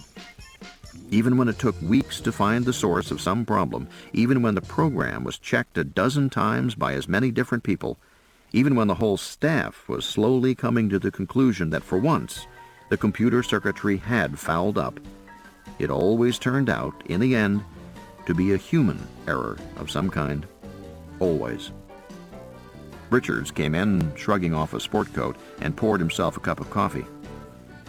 "How's it going?" Gerhard shook his head. "I'm having trouble with George." "Again? Shit." Richards looked at the console. "How's Martha?" "Martha's fine, I think. It's just George." "Which George is it?" "St. George," Gerhard said. "Really a bitch." Richard sipped his coffee and sat down at the console. "Mind if I try it?" "Sure," Gerhard said. Richards began flicking buttons. He called up the program for St. George. Then he called up the program for Martha. Then he pushed the interaction button. Richards and Gerhard hadn't devised these programs. They were modified from several existing computer programs developed at other universities. But the basic idea was the same: to create a computer program that would make the computer act emotionally, like people. It was logical to designate the programs with names like George and Martha. There was a precedent for that: Eliza in Boston and Aldous in England. Aldous in England. George and Martha were essentially the same program with slight differences. The original George was programmed to be neutral in his responses to stimuli. Then Martha was created. Martha was a little bitchy. Martha disliked most things. Finally, another George was formulated, a very loving George, who was referred to as St. George. Each program could respond with 3 emotional states: love, fear, and anger. Each could produce 3 actions: approach, withdrawal, and attack. All this was, of course, highly abstract. It was carried out in terms of numbers. For example, the original George was neutral to most numbers, but disliked the number 751. He was programmed to dislike it. And, by extension, he disliked similar numbers: 743, 772, and so on. He much preferred numbers such as 404, 133, and 918. If you punched in one of these numbers, George responded with numbers signifying love and approach. If you punched in 707, George withdrew. If you punched in 750, George angrily attacked, according to the numbers he printed out. The NPS staff had played with the programs in this way for a long time. Then they had incorporated program modifications to allow for talk from the computer. The numbers were translated into sentences. This was amusing and revealing. The actual interaction was referred to as the Christmas game, because most of it was conducted as giving and receiving gifts, objects that had an assigned or learned emotional value, just as the numbers did. Normal George interacting with Martha would eventually win her over, and her bitchiness would recede into the background. But St. George had a much worse effect on her. His loving acceptance drove her up the wall. That is, if things were working normally. Richards watched as the printout flashed across the screen. "Hello, I'm St. George." "Hello. What is your name?" "Martha." "You don't say much, Martha." "No. But I like you." "Why I don't like you?" "I understand that. How can I help?" "It isn't printing periods consistently," Richards said. "When did that start?" "That's nothing," Gerhard said. "Just keep watching." "Help?" "Yes, I would like to help you." "Have a cat." Richards winced.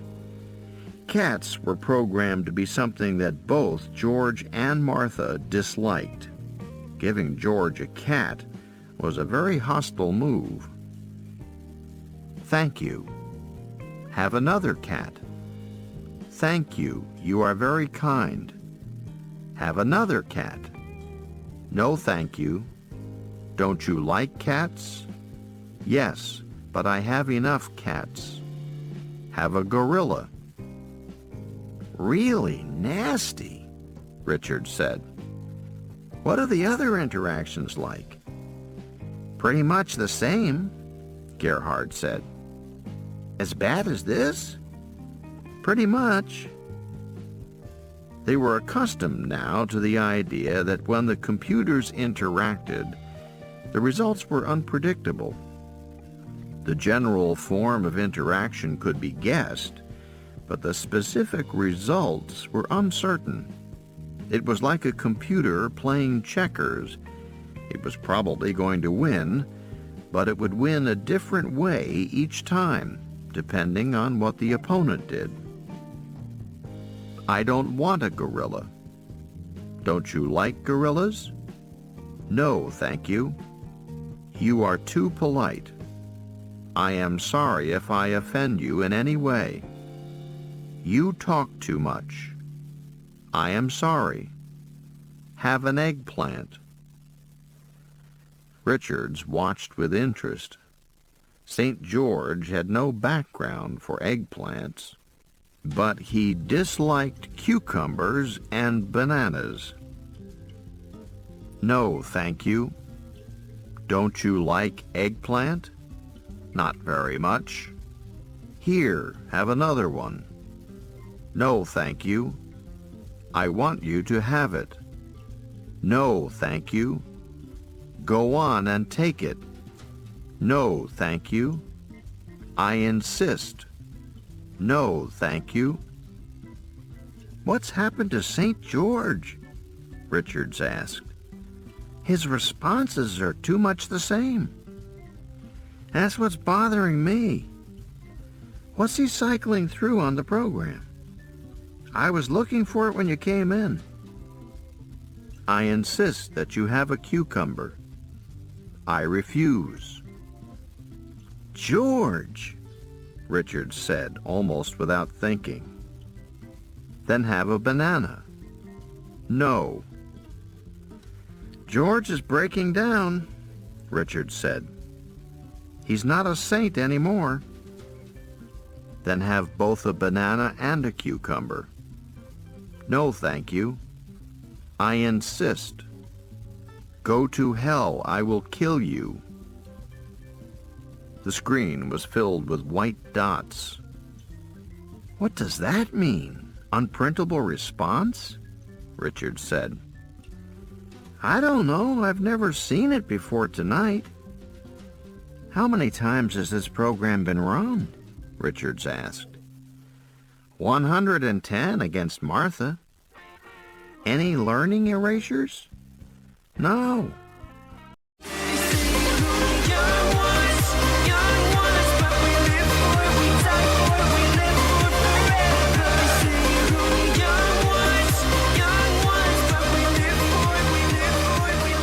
I'll be goddamned, Richards said. He's getting to be a short-tempered saint. He grinned. We can write this one up. Gerhard nodded and went back to the printout. In theory, what was happening was not puzzling. Both George and Martha were programmed to learn from experience, like the checkers playing programs where the machine got better each time it played a game. This program was established so that the machine would learn new responses to things. After 110 sets of experience, St. George had abruptly stopped being a saint. He was learning not to be a saint around Martha, even though he had been programmed for saintliness. I know just how he feels, Richards said, and switched the machine off. Then he joined Gerhard, looking for the programming error that had made it happen. This ends Disc 3. The Terminal Man, Disc 4. Thursday, March 11th, 1971. Interfacing. Chapter 1. Janet Ross sat in the empty room and glanced at the wall clock. It was 9 a.m. She looked down at the desk in front of her, which was bare except for a vase of flowers and a notepad. She looked at the chair opposite her. Then, aloud, she said, "How are we doing?" There was a mechanical click, and Gerhard's voice came through the speaker mounted in the ceiling. "We need a few minutes for the sound levels. The light is okay. You want to talk a minute?" She nodded and glanced over her shoulder at the one-way mirror behind her. She saw only her reflection, but she knew Gerhard, with his equipment, was behind, watching her. "You sound tired," she said. "Trouble with St. George last night," Gerhard said. "I'm tired too," she said. "I was having trouble with somebody who isn't a saint." She laughed. She was just talking so they could get a sound level for the room. She hadn't really paid attention to what she was saying.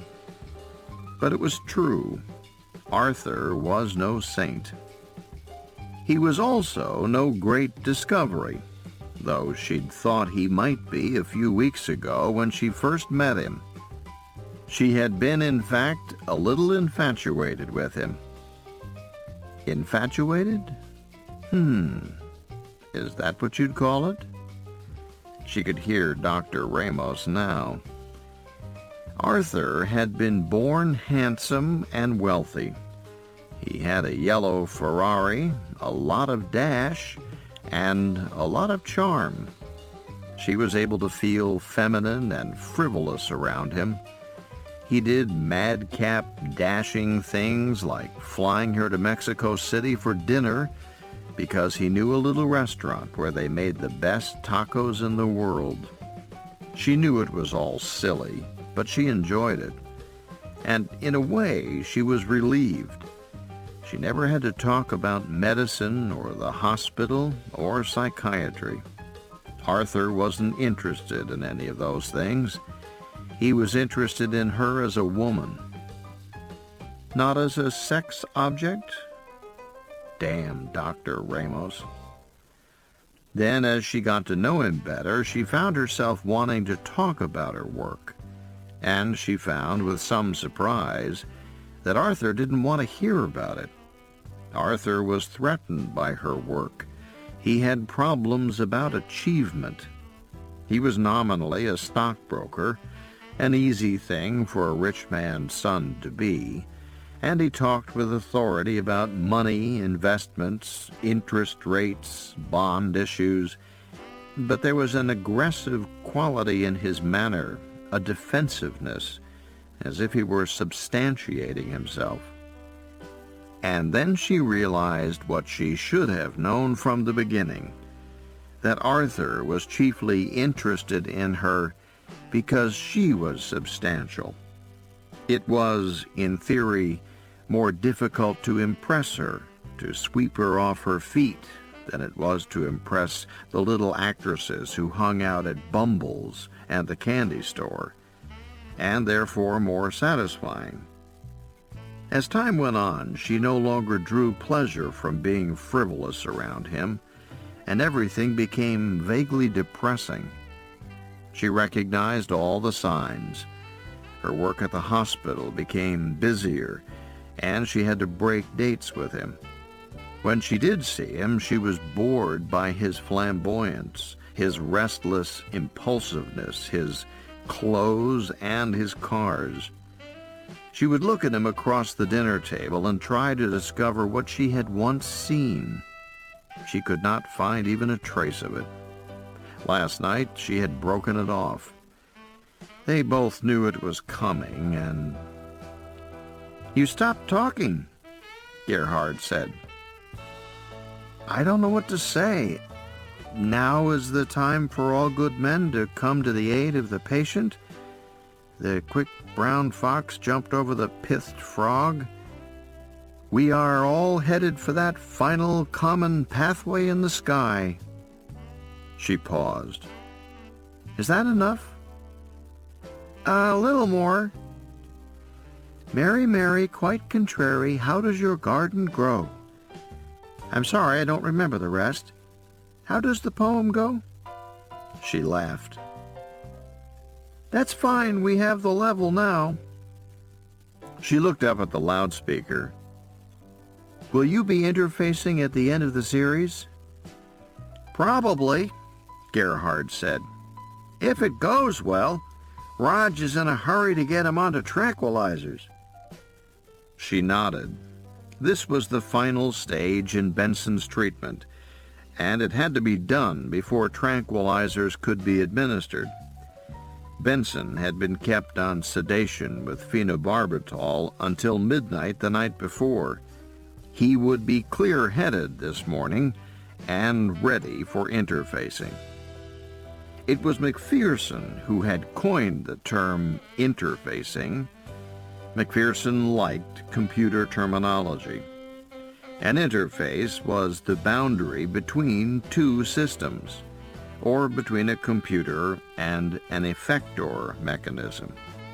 In Benson's case, it was almost a boundary between two computers, his brain and the little computer wired into his shoulder. The wires had been attached, but the switches hadn't been thrown yet. Once they were, the feedback loop of Benson, computer, Benson would be instituted. McPherson saw this case as the first of many. He planned to go from organic seizures to schizophrenics, to mentally retarded patients, to blind patients. The charts were all there on his office wall, projecting the technology 5 years into the future. And he planned to use more and more sophisticated computers in the link-up. Eventually, he would get to projects like Form Q, which seemed far-fetched even to Ross. But today, the practical question was which of the 40 electrodes would prevent an attack. Nobody knew that yet. It would be determined experimentally. During the operation, the electrodes had been located precisely within millimeters of the target area. That was good surgical placement, but considering the density of the brain, it was grossly inadequate. A nerve cell in the brain was just a micron in diameter. there were 1,000 nerve cells in the space of a millimeter. From that standpoint, the electrodes had been crudely positioned, and this crudeness meant that many electrodes were required. One could assume that if you placed several electrodes in the correct general area, at least one of them would be in the precise position to abort an attack. Trial and error stimulation would determine the proper electrode to use. "Patient coming," Gerhard said over the loudspeaker. A moment later, Benson arrived in a wheelchair, wearing his blue and white striped bathrobe. He seemed alert as he waved to her stiffly. The shoulder bandages inhibited movement of his arm. "How are you feeling?" he said, and smiled. "I'm supposed to ask you." "I'll ask the questions around here," he said. He was still smiling, but there was an edge to his voice. With some surprise, she realized that he was afraid, and then she wondered why that surprised her. Of course he would be afraid. Anyone would be. She wasn't exactly calm herself. The nurse patted Benson on the shoulder, nodded to Dr. Ross, and left the room. They were alone. For a moment, neither spoke. Benson stared at her. She stared back. She wanted to give Gerhard time to focus the TV camera in the ceiling and to prepare his stimulating equipment. "What are we doing today?" Benson asked. "We're going to stimulate your electrodes sequentially to see what happens." He nodded. He seemed to take this calmly, but she had learned not to trust his calm. After a moment, he said, "Will it hurt?"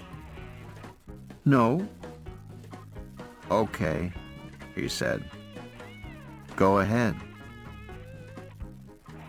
Gerhard, sitting on a high stool in the adjacent room, surrounded in the darkness by glowing green dials of equipment, watched through the one-way glass as Ross and Benson began to talk. Alongside him, Richards picked up the tape recorder microphone and said quietly, "Stimulation Series 1, patient Harold Benson, March 11, 1971. Gerhard looked at the 4 TV screens in front of him. One showed the closed-circuit view of Benson that would be stored on videotape as the stimulation series proceeded. Another displayed a computer-generated view of the 40 electrode points, lined up in 2 parallel rows within the brain substance. As each electrode was stimulated, the appropriate point glowed on the screen.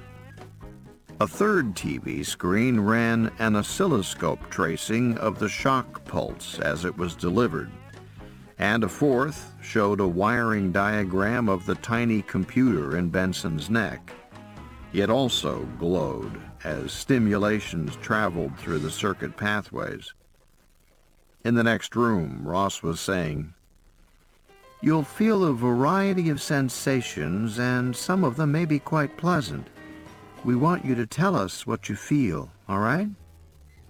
Benson nodded. Richard said, "Electrode 1, 5 millivolts for 5 seconds. Gerhard pressed the buttons.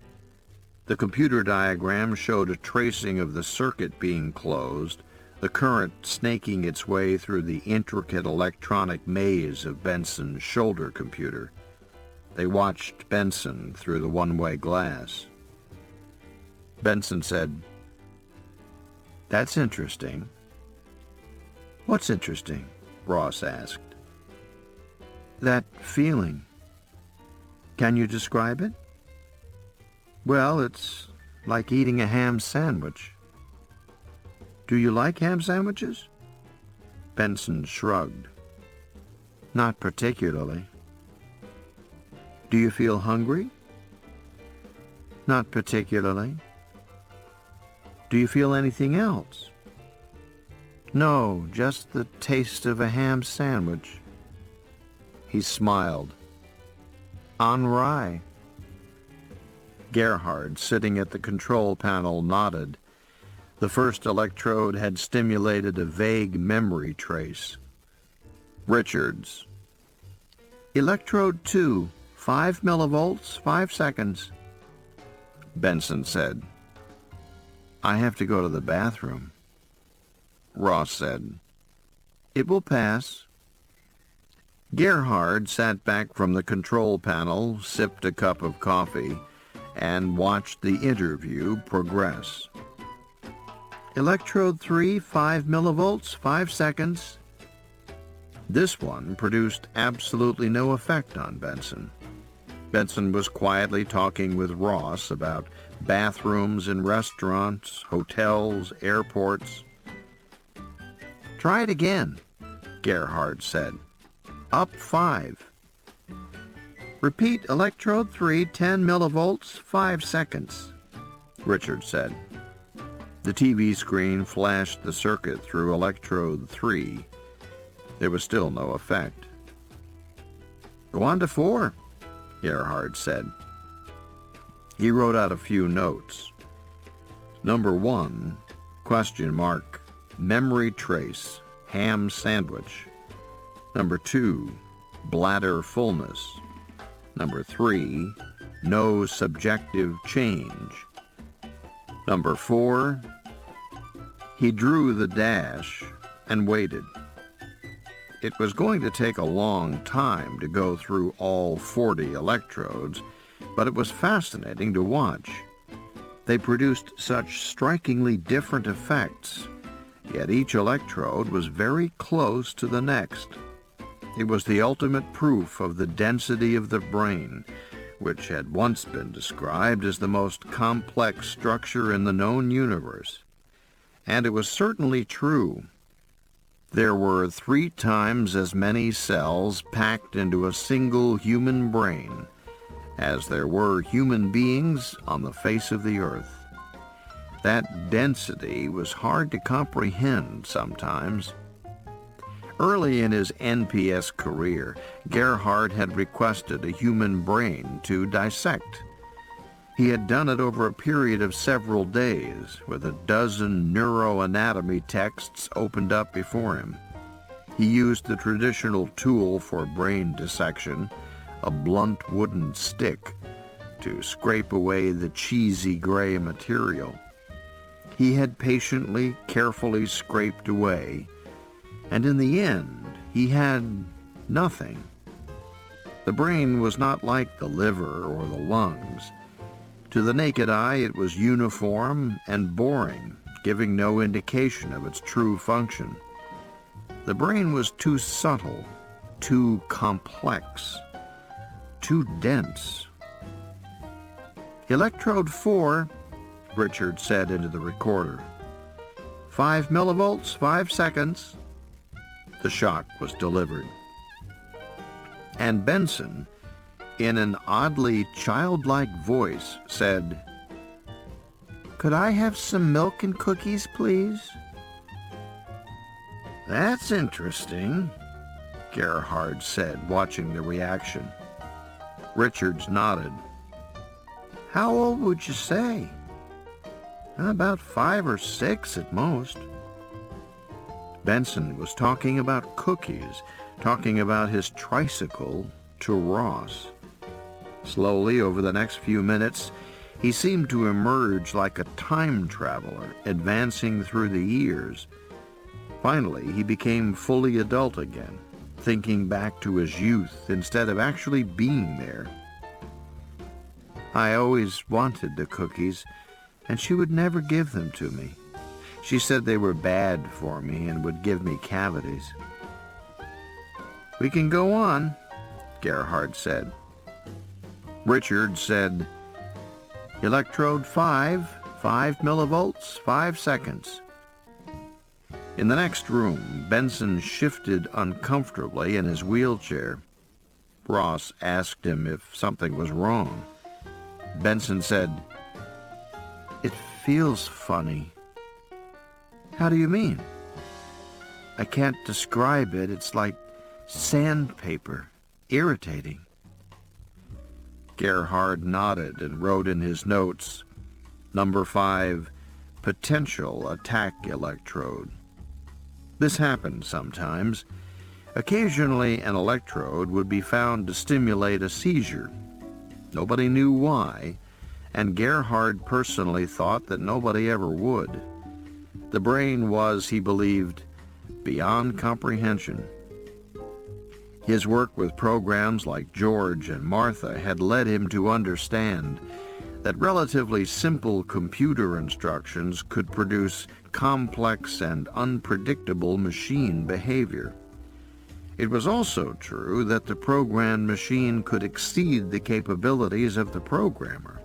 That was clearly demonstrated in 1963 when Arthur Samuel at IBM programmed a machine to play checkers, and the machine eventually became so good that it beat Samuel himself. Yet all this was done with computers which had no more circuits than the brain of an ant.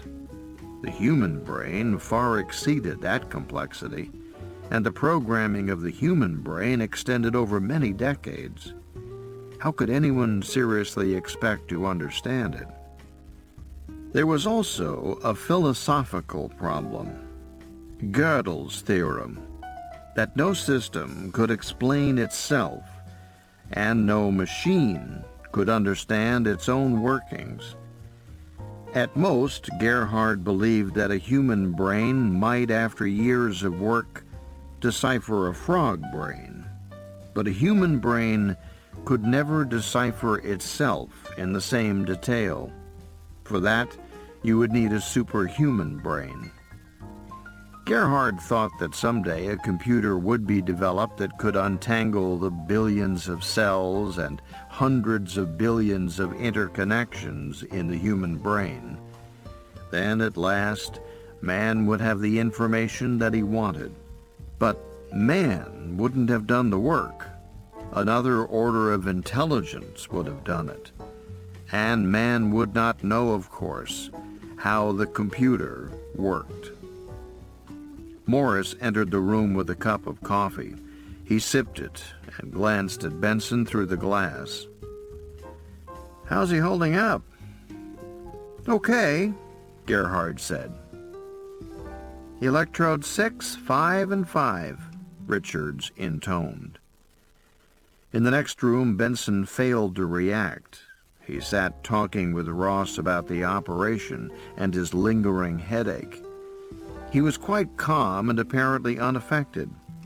They repeated the stimulation, still without change in Benson's behavior. Then they went on.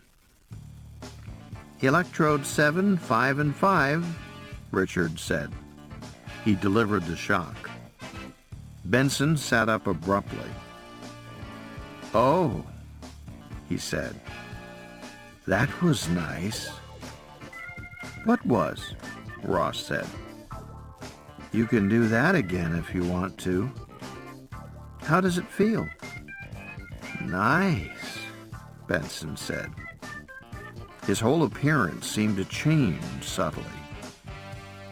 "You know," he said after a moment, "you're really a wonderful person, Dr. Ross." "Thank you," she said. "Very attractive, too. I don't know if I ever told you before. How do you feel now?" "I'm really very fond of you," Benson said. "I don't know if I told you that before." "Nice," Gerhard said, watching through the glass. "Very nice." Morris nodded. "A strong P-terminal. He's clearly turned on." Gerhard made a note of it. Morris sipped his coffee. They waited until Benson settled down. Then blandly Richard said, "Electrode 8, 5 millivolts, 5 seconds." The stimulation series continued. Chapter 2. At noon, McPherson showed up to supervise interfacing. No one was surprised to see him. In a sense, this was the irrevocable step.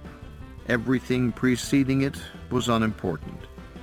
They had implanted electrodes and a computer and a power pack, and they had hooked everything up. But nothing functioned until the interfacing switches were thrown. It was a little like building an automobile and then finally turning the ignition. Gerhard showed him notes from the stimulation series. At 5 millivolts on a pulse-form stimulus, we have 3 positive terminals and 2 negatives. The positives are 7, 9, and 31. The negatives are 5 and 32. McPherson glanced at the notes, then looked through the one-way glass at Benson. Are any of the positives true P's? 7 seems to be.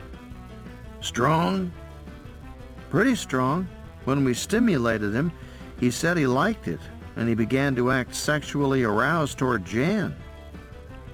Is it too strong? Will it tip him over?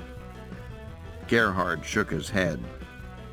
No, he said. Not unless he were to receive multiple stimulations over a short time course. There was that Norwegian. I don't think we have to worry about that, McPherson said. We've got Benson in the hospital for the next few days. If anything seems to be going wrong, we can switch to other electrodes. We'll just keep track of him for a while. What about 9? Very weak, equivocal, really. How did he respond?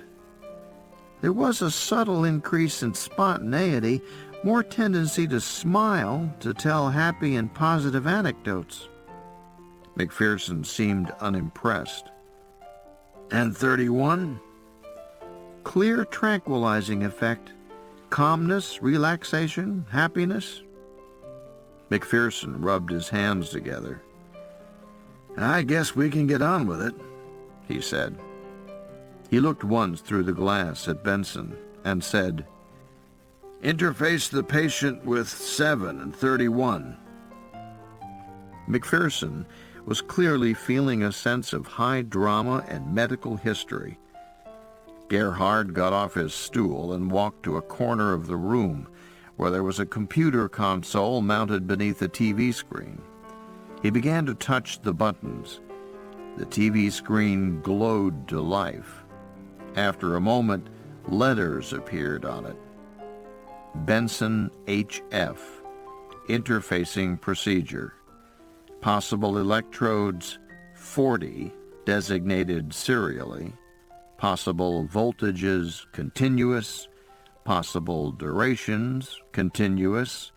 Possible waveforms pulse only. Gerhard pressed a button and the screen went blank. Then a series of questions appeared, to which Gerhard typed out the answers on the console. Interface procedures Benson HF. Number 1. Which electrodes will be activated? 7 and 31 only. Number 2. What voltage will be applied to electrode 7? 5 millivolts. Number 3. What duration will be applied to electrode 7? 5 seconds. There was a pause, and the questions continued for electrode 31. Gerhard typed in the answers. Watching him, McPherson said to Morris, This is amusing in a way. We're telling the tiny computer how to work. The little computer gets its instructions from the big computer, which gets its instructions from Gerhard, who has a bigger computer than any of them. Maybe, Gerhard said, and laughed. The screen glowed. Interfacing parameters stored, ready to program auxiliary unit. Morris sighed. He hoped that he would never reach the point in his life when he was referred to by a computer as an auxiliary unit. Gerhard typed quietly, a soft clicking sound. On the other TV screens, they could see the inner circuitry of the small computer. It glowed intermittently as the wiring locked in. Benson HF has been interfaced. Implanted device now reading EEG data and delivering appropriate feedback. That was all there was to it. Somehow Morris was disappointed. He knew it would be this way, but he had expected or needed something more dramatic. Gerhard ran a systems check, which came back negative. The screen went blank and then came through with a final message. University Hospital System 360 computer. Thanks you for referring this interesting patient for therapy. Gerhard smiled.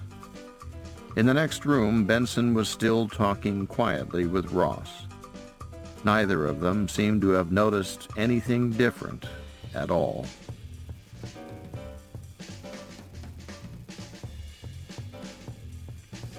Chapter 3. Janet Ross finished the stimulation series profoundly depressed. She stood in the corridor watching as Benson was wheeled away.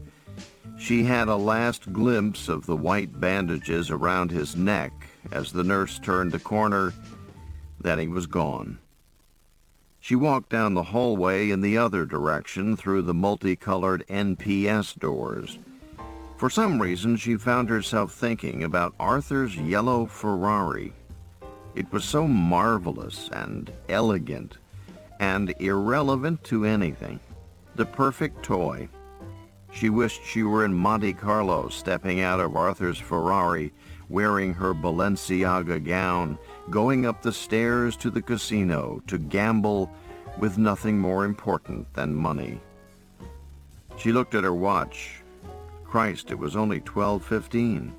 She had half the day ahead of her.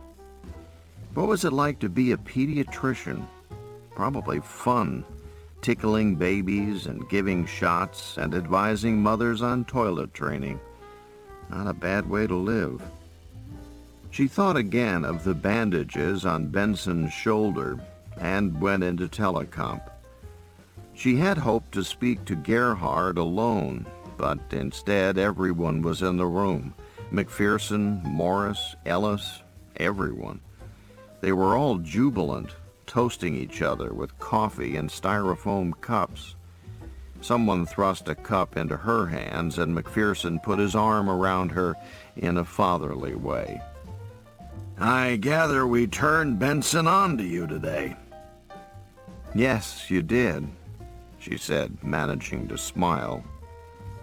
Well, I guess you're used to that. Not exactly, she said. The room got quieter. The festive feeling slid away.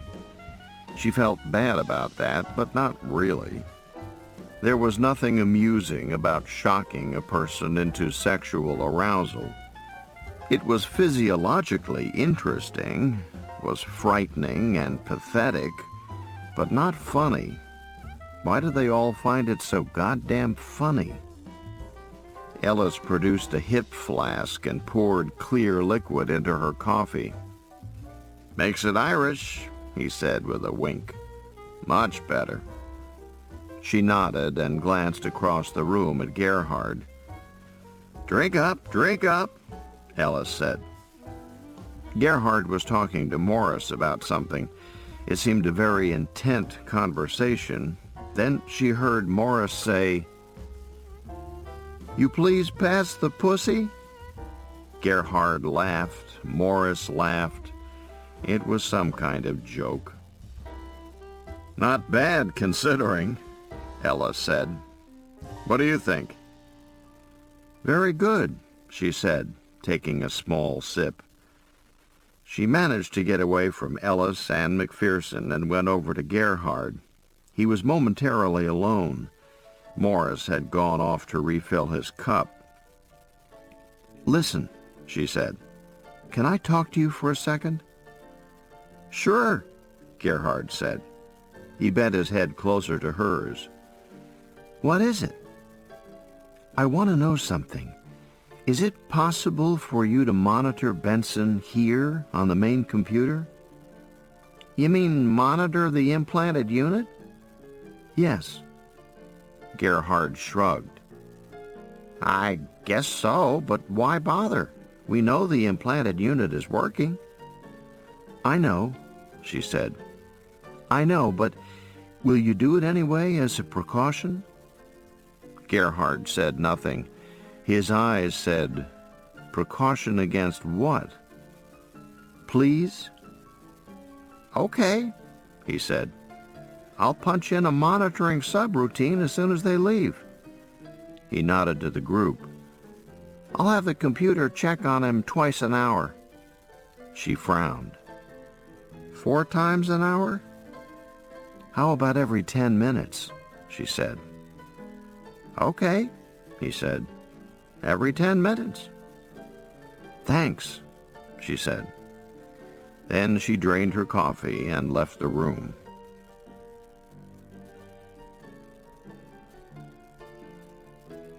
Chapter 4.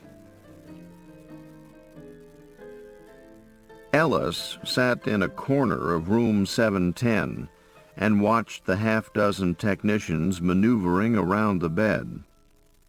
There were 2 people from the RAD lab doing a radiation check. There was one girl drawing blood for the chem lab to check steroid levels. There was an EEG technician resetting the monitors. And there were Gerhard and Richards taking a final look at the interface wiring. Throughout it all, Benson lay motionless, breathing easily, staring up at the ceiling. He did not seem to notice the people touching him, moving an arm here, shifting a sheet there. He stared straight up at the ceiling. One of the RAD lab men had hairy hands protruding from the cuffs of his white lab coat. For a moment, the man rested his hairy, dark hand on Benson's bandages. Ellis thought about the monkeys he had operated on. There was nothing to that except technical expertise, because you always knew, no matter how hard you pretended, that it was a monkey and not a human being. And if you slipped and cut the monkey from ear to ear, it didn't matter at all. There would be no questions, no relatives, no lawyers, no press, no nothing. Not even a nasty note from requisitions asking what was happening to all those $80 monkeys. Nobody gave a damn. And neither did he. He wasn't interested in helping monkeys. He was interested in helping human beings. Benson stirred. "I'm tired," he said. He glanced over at Ellis. Ellis said, "About ready to wrap it up, boys?" One by one, the technicians stepped back from the bed, nodding, collected their instruments and their data, and left the room. Gerhard and Richards were the last to go. Finally, Ellis was alone with Benson. "You feel like sleeping?" Ellis said. "I feel like a goddamn machine. I feel like an automobile in a complicated service station. I feel like I'm being repaired." Benson was getting angry. Ellis could feel his own tension building. He was tempted to call for nurses and orderlies to restrain Benson when the attack came, but he remained seated. "That's a lot of crap," Ellis said. Benson glared at him, breathing deeply. Ellis looked at the monitors over the bed. The brain waves were going irregular, moving into an attack configuration. Benson wrinkled his nose and sniffed. "What's that smell?" he said. "That awful..." Above the bed, a red monitor light blinked. Stimulation. The brain waves spun in a distorted tangle of white lines for 5 seconds. Simultaneously, Benson's pupils dilated. Then the lines were smooth again. The pupils returned to normal size. Benson turned away, staring out the window at the afternoon sun. "You know," he said, "it's really a very nice day, isn't it?"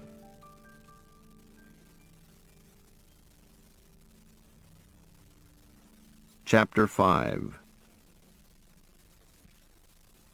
For no particular reason, Janet Ross came back to the hospital at 11 p.m. She had gone to see a movie with a pathology resident who had been asking her for weeks. Finally, she had relented. They had seen a murder mystery, which the resident claimed was the only kind of movie he attended. This one featured 5 murders before she stopped counting them. In the darkness, she had glanced at the resident, and he was smiling. His reaction was so stereotyped, the pathologist drawn to violence and death, that she found herself thinking of the other stereotypes in medicine. The sadistic surgeons and the childish pediatricians and the woman-hating gynecologists and the crazy psychiatrists. Afterward, he had driven her back to the hospital because she had left her car in the hospital parking lot. But instead of driving home, she had gone up to the NPS. For no particular reason. The NPS was deserted, but she expected to find Gerhard and Richards at work, and they were, poring over computer printouts in telecomp.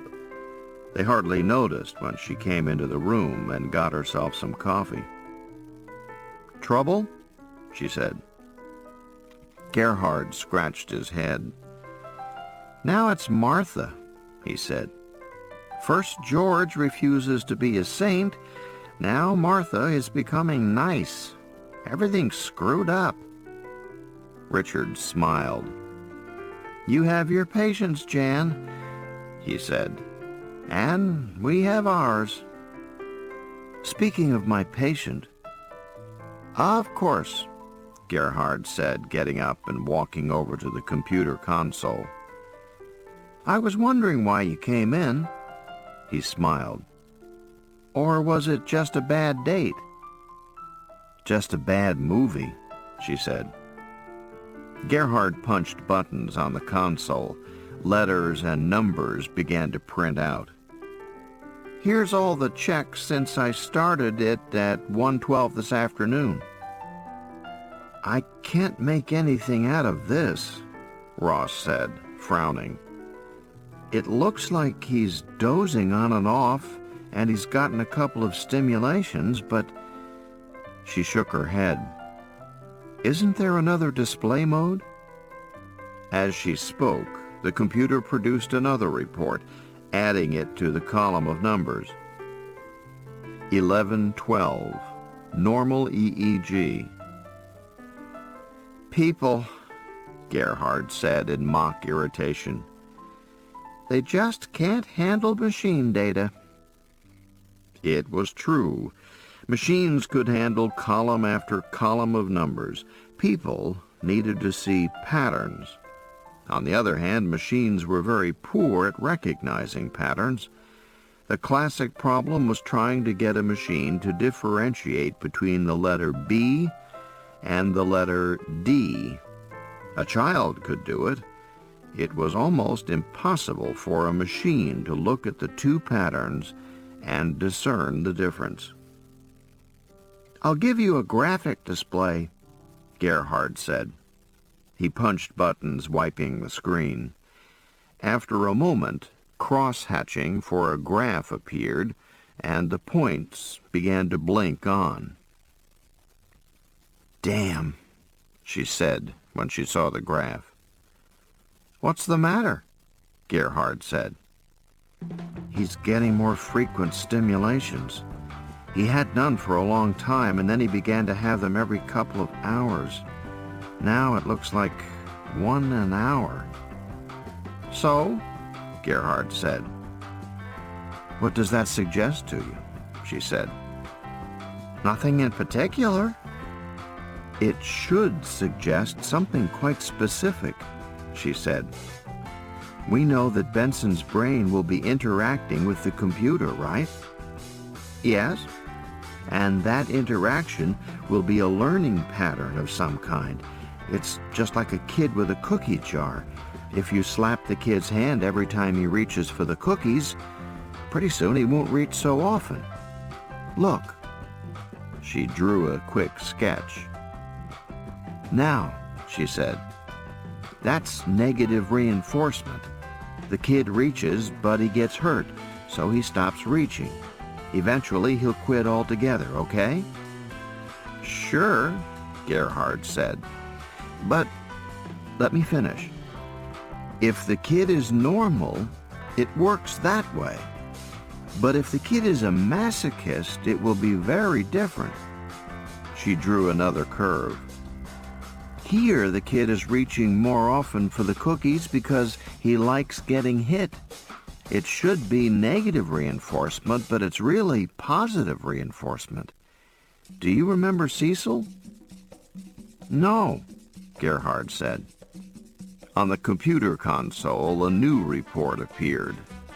1122. Stimulation. Oh, shit, she said. It's happening. What's happening? Benson is going into a positive progression cycle. I don't understand. It's just like Cecil. Cecil was the first monkey to be wired with electrodes to a computer. That was back in '65. The computer wasn't miniaturized then. It was a big, clunky computer, and the monkey was wired up by actual wires. The computer detected the start of a seizure in Cecil and delivered a countershock to stop it. Okay, now the seizures should have come less and less frequently, like the hand reaching for the cookies less and less often. But instead, the reverse happened.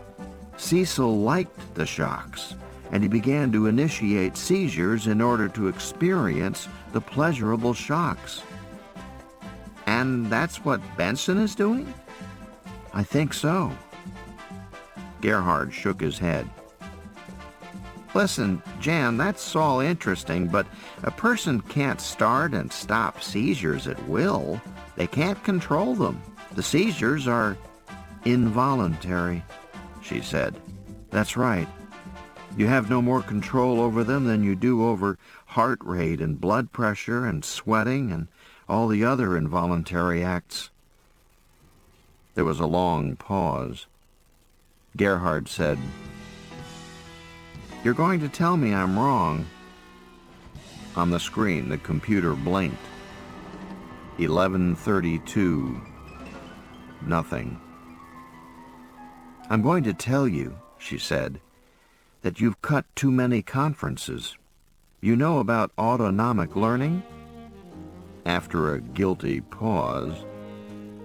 No. It was a big mystery for a long time. Classically, it was believed that you could learn to control only voluntary acts.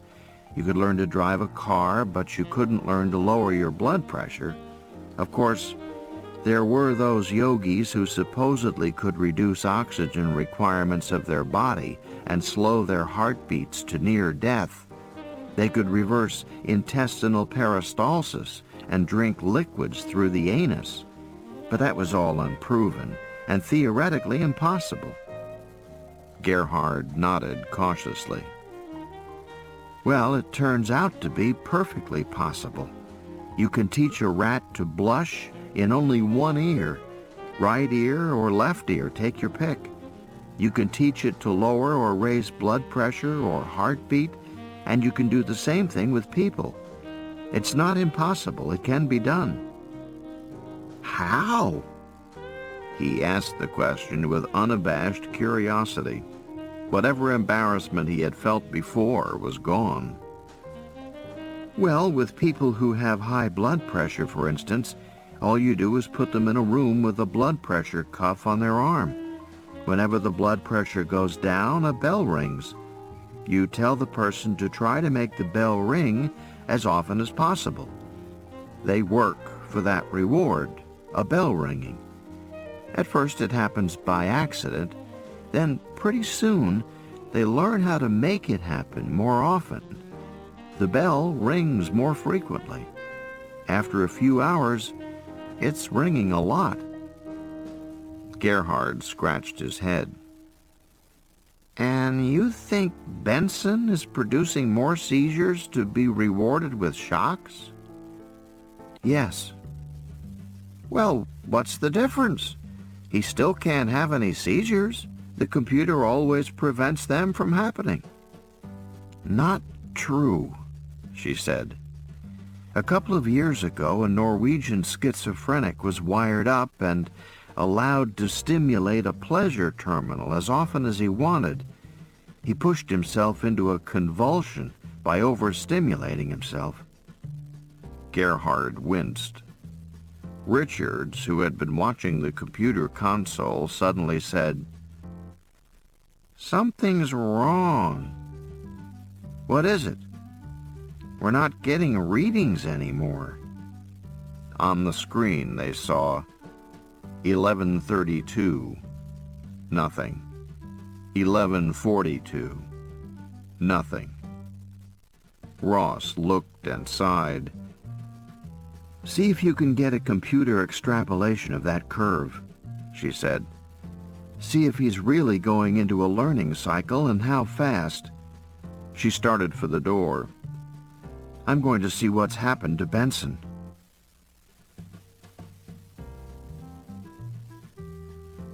Friday, March 12th, 1971. Breakdown. Chapter 1. The 7th Special Surgical Floor was quiet. There were 2 nurses at the station. One was making progress notes in a patient's chart. The other was eating a candy bar and reading a movie magazine. Neither paid much attention to Ross as she went to the chart shelf, opened Benson's record, and checked it. She wanted to be certain that Benson had received all his medications, and to her astonishment, she found that he had not. "Why hasn't Benson gotten his Thorazine?" she demanded. The nurses looked up in surprise. "Benson? The patient in 710. She glanced at her watch. It was after midnight. He was supposed to be started on Thorazine at noon, 12 hours ago. "I'm sorry, may I?" One of the nurses reached for the chart. Ross handed it to her and watched while she turned to the page of nursing orders. McPherson's order for Thorazine was circled in red by a nurse, with the cryptic notation, "Call." Ross was thinking that without heavy doses of Thorazine, Benson's psychotic thinking would be unchecked and could be dangerous. "Oh, yes," the nurse said.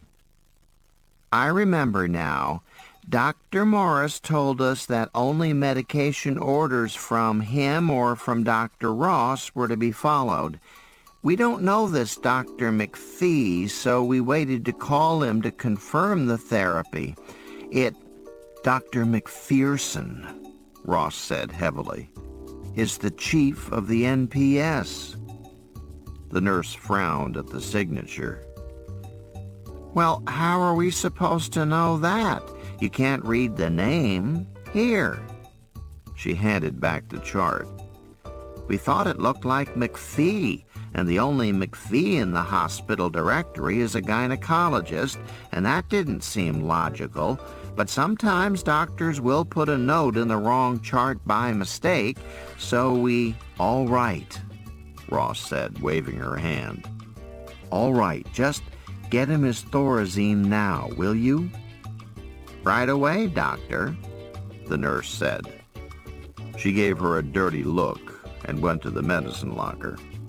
Ross went down the hall to room 710.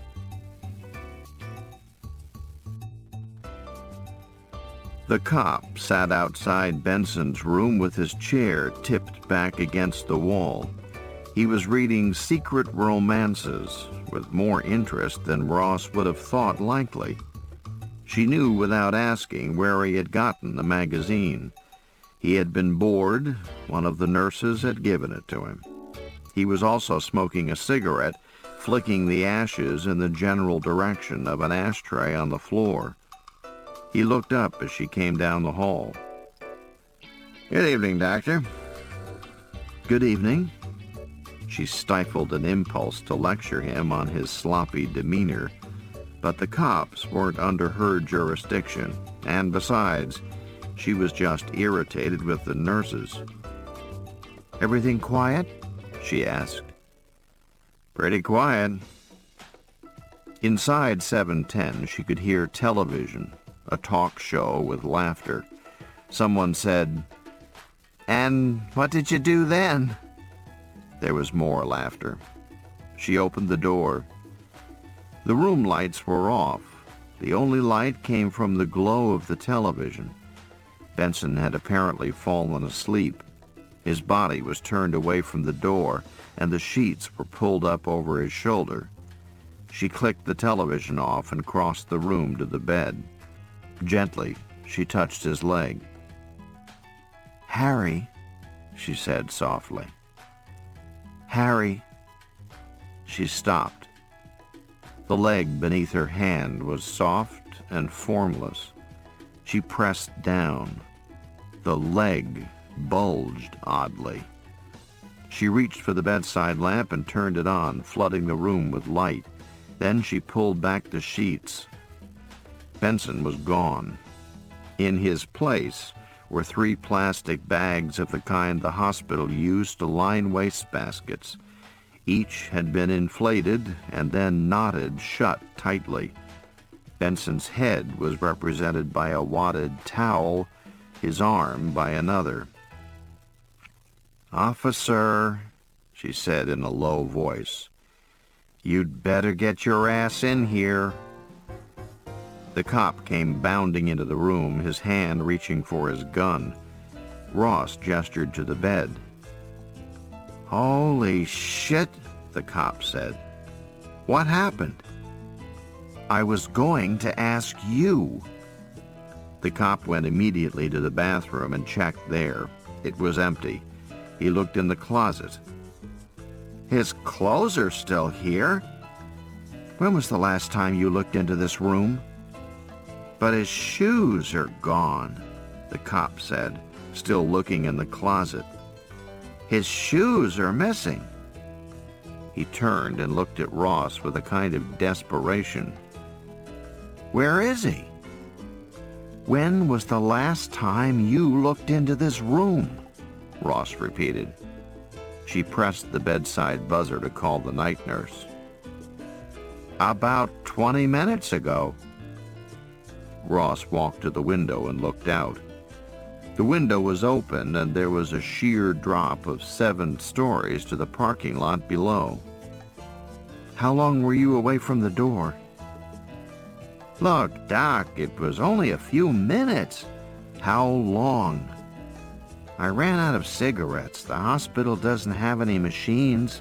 I had to go to that coffee shop across the street. I was gone about 3 minutes. That was around 11:30. The nurses said they'd keep an eye on things." "Great," Ross said.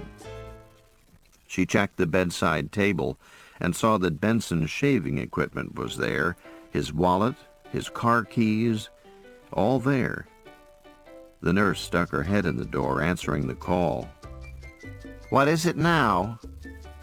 "We seem to be missing a patient," Ross said. "I beg your pardon?" Ross gestured to the plastic bags in the bed. The nurse reacted slowly and then turned quite pale. "Call Dr. Ellis," Ross said, "and Dr. McPherson and Dr. Morris. They'll be at home. Have the switchboard put you through. Say it's an emergency. Tell them Benson is gone. Then call hospital security. Is that clear?" "Yes, doctor," the nurse said, and hurried from the room. Ross sat down on the edge of Benson's bed and turned her attention to the cop. "Where did he get those bags?" the cop said. She had already figured that out. "One from the bedside wastebasket," she said. "One from the wastebasket by the door, one from the bathroom wastebasket, 2 towels from the bathroom." "Clever," the cop said. He pointed to the closet. "But he can't get far. He left his clothes." "Took his shoes." "A man with bandages and a bathrobe can't get far, even if he has shoes." He shook his head. "I better call this in." "Did Benson make any calls?" "Tonight?" "No, last month." "Look, lady, I don't need any of your lip right now." She saw then that he was really quite young, in his early 20s, and that he was afraid. He had screwed up, and he didn't know what would happen. "I'm sorry," she said. "Yes, tonight." "He made 1 call," the cop said. "About 11. "Did you listen to it?" "No," he shrugged. "I never thought." His voice trailed off.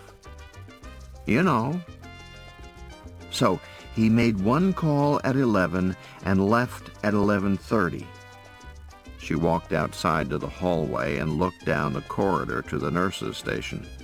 There was always somebody on duty there, and he would have to pass the nurses' station to reach the elevator. He'd never make it. What else could he have done?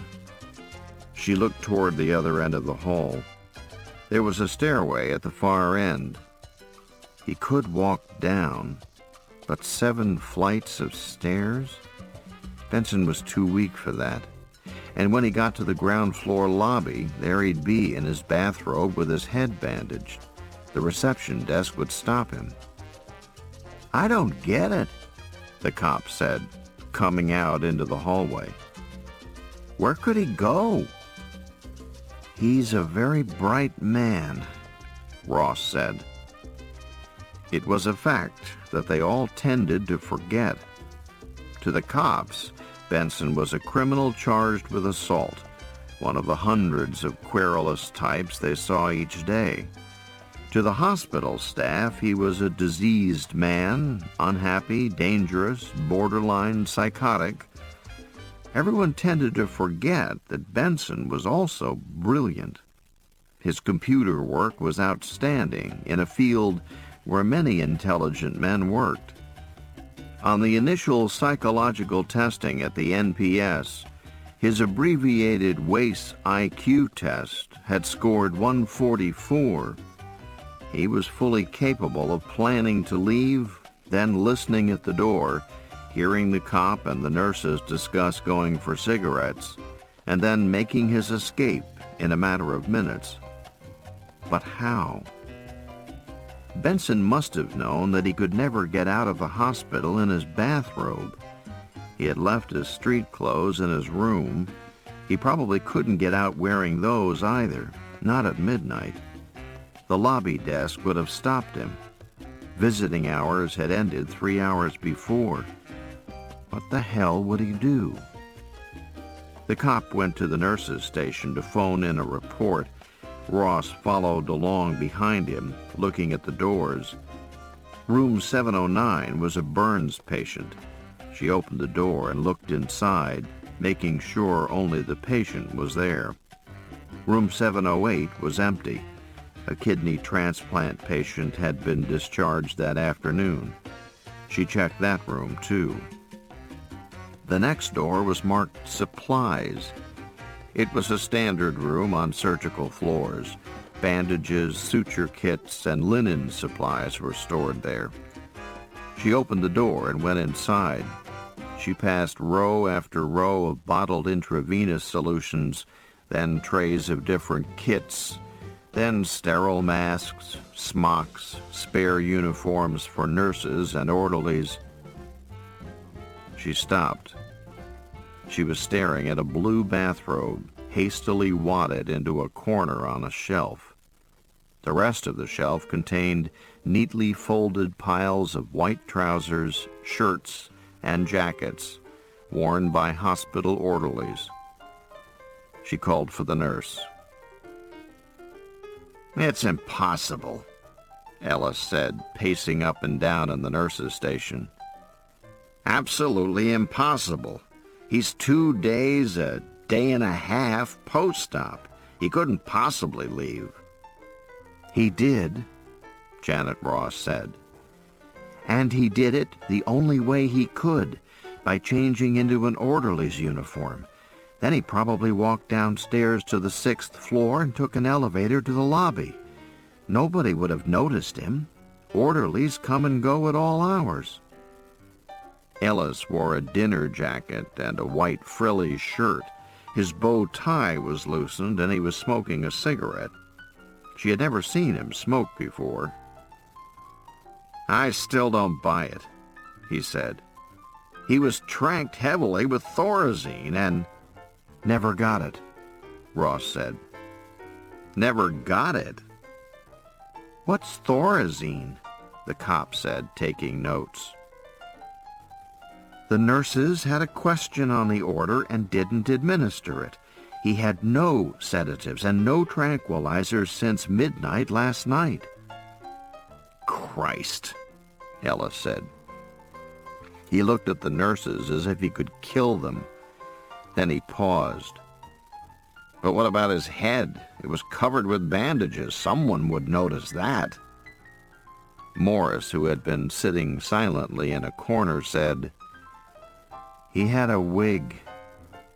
"You're kidding." "I saw it," Morris said. "What was the color of the wig in question?" the cop said. "Black," Morris said. "Oh, Christ," Ellis said. Ross said, "How did he get this wig?" "A friend brought it to him the day of admission." "Listen," Ellis said, "even with a wig, he can't have gotten anywhere. He left his wallet and his money. There are no taxis at this hour." She looked at Ellis, marveling at his ability to deny reality. He just didn't want to believe that Benson had left. He was fighting the evidence, fighting hard. "He called a friend," Ross said. "About 11. She looked at Morris. "You remember who brought the wig?" "A pretty girl," Morris said. "Do you remember her name?" Ross said with a sarcastic edge. "Angela Black," Morris said promptly. "See if you can find her in the phone book," Ross said. Morris began to check. The phone rang and Ellis answered it. He listened, then without comment handed the phone to Ross. "Yes," Ross said. "I've done the computer projection," Gerhard said. "It just came through. You were right. Benson is on a learning cycle with his implanted computer. His stimulation points conform to the projected curve exactly." "That's wonderful," Ross said. As she listened, she glanced at Ellis, Morris, and the cop. They watched her expectantly. "It's exactly what you said," Gerhard said. "Benson apparently likes the shocks. He's starting seizures more and more often. The curve is going up sharply." "When will he tip over?" "Not long," Gerhard said. "Assuming that he doesn't break the cycle, and I doubt he will, then he'll be getting almost continuous stimulations at 6:04 a.m. "You have a confirmed projection on that?" she asked, frowning. She glanced at her watch. It was already 12:30. That's right, Gerhard said. Continuous stimulation starting at 6:04 this morning.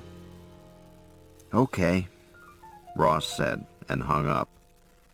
She looked at the others. Benson has gone into a learning progression with his computer. He's projected for tip-over at 6 a.m. today. Christ, Ellis said, looking at the wall clock. Less than 6 hours from now. Across the room, Morris had put aside the phone books and was talking to information. Then try West Los Angeles, he said, and after a pause, what about new listings? The cop stopped taking notes and looked confused. Is something going to happen at 6 o'clock? We think so, Ross said. Ellis puffed on his cigarette. 2 years, he said. And I'm back on them. He stubbed it out carefully. Has McPherson been notified? He's been called. Check unlisted numbers, Morris said. He listened for a moment. This is Dr. Morris at University Hospital, he said, and it's an emergency. We have to locate Angela Black. Now if... Angrily, he slammed down the phone. Bitch, he said. Any luck? He shook his head. We don't even know if Benson called this girl, Ellis said. He could have called someone else. Whoever he called may be in a lot of trouble in a few hours, Ross said. She flipped open Benson's chart. It looks like a long night. We'd better get busy. This ends Disc 4. The Terminal Man, Disc 5.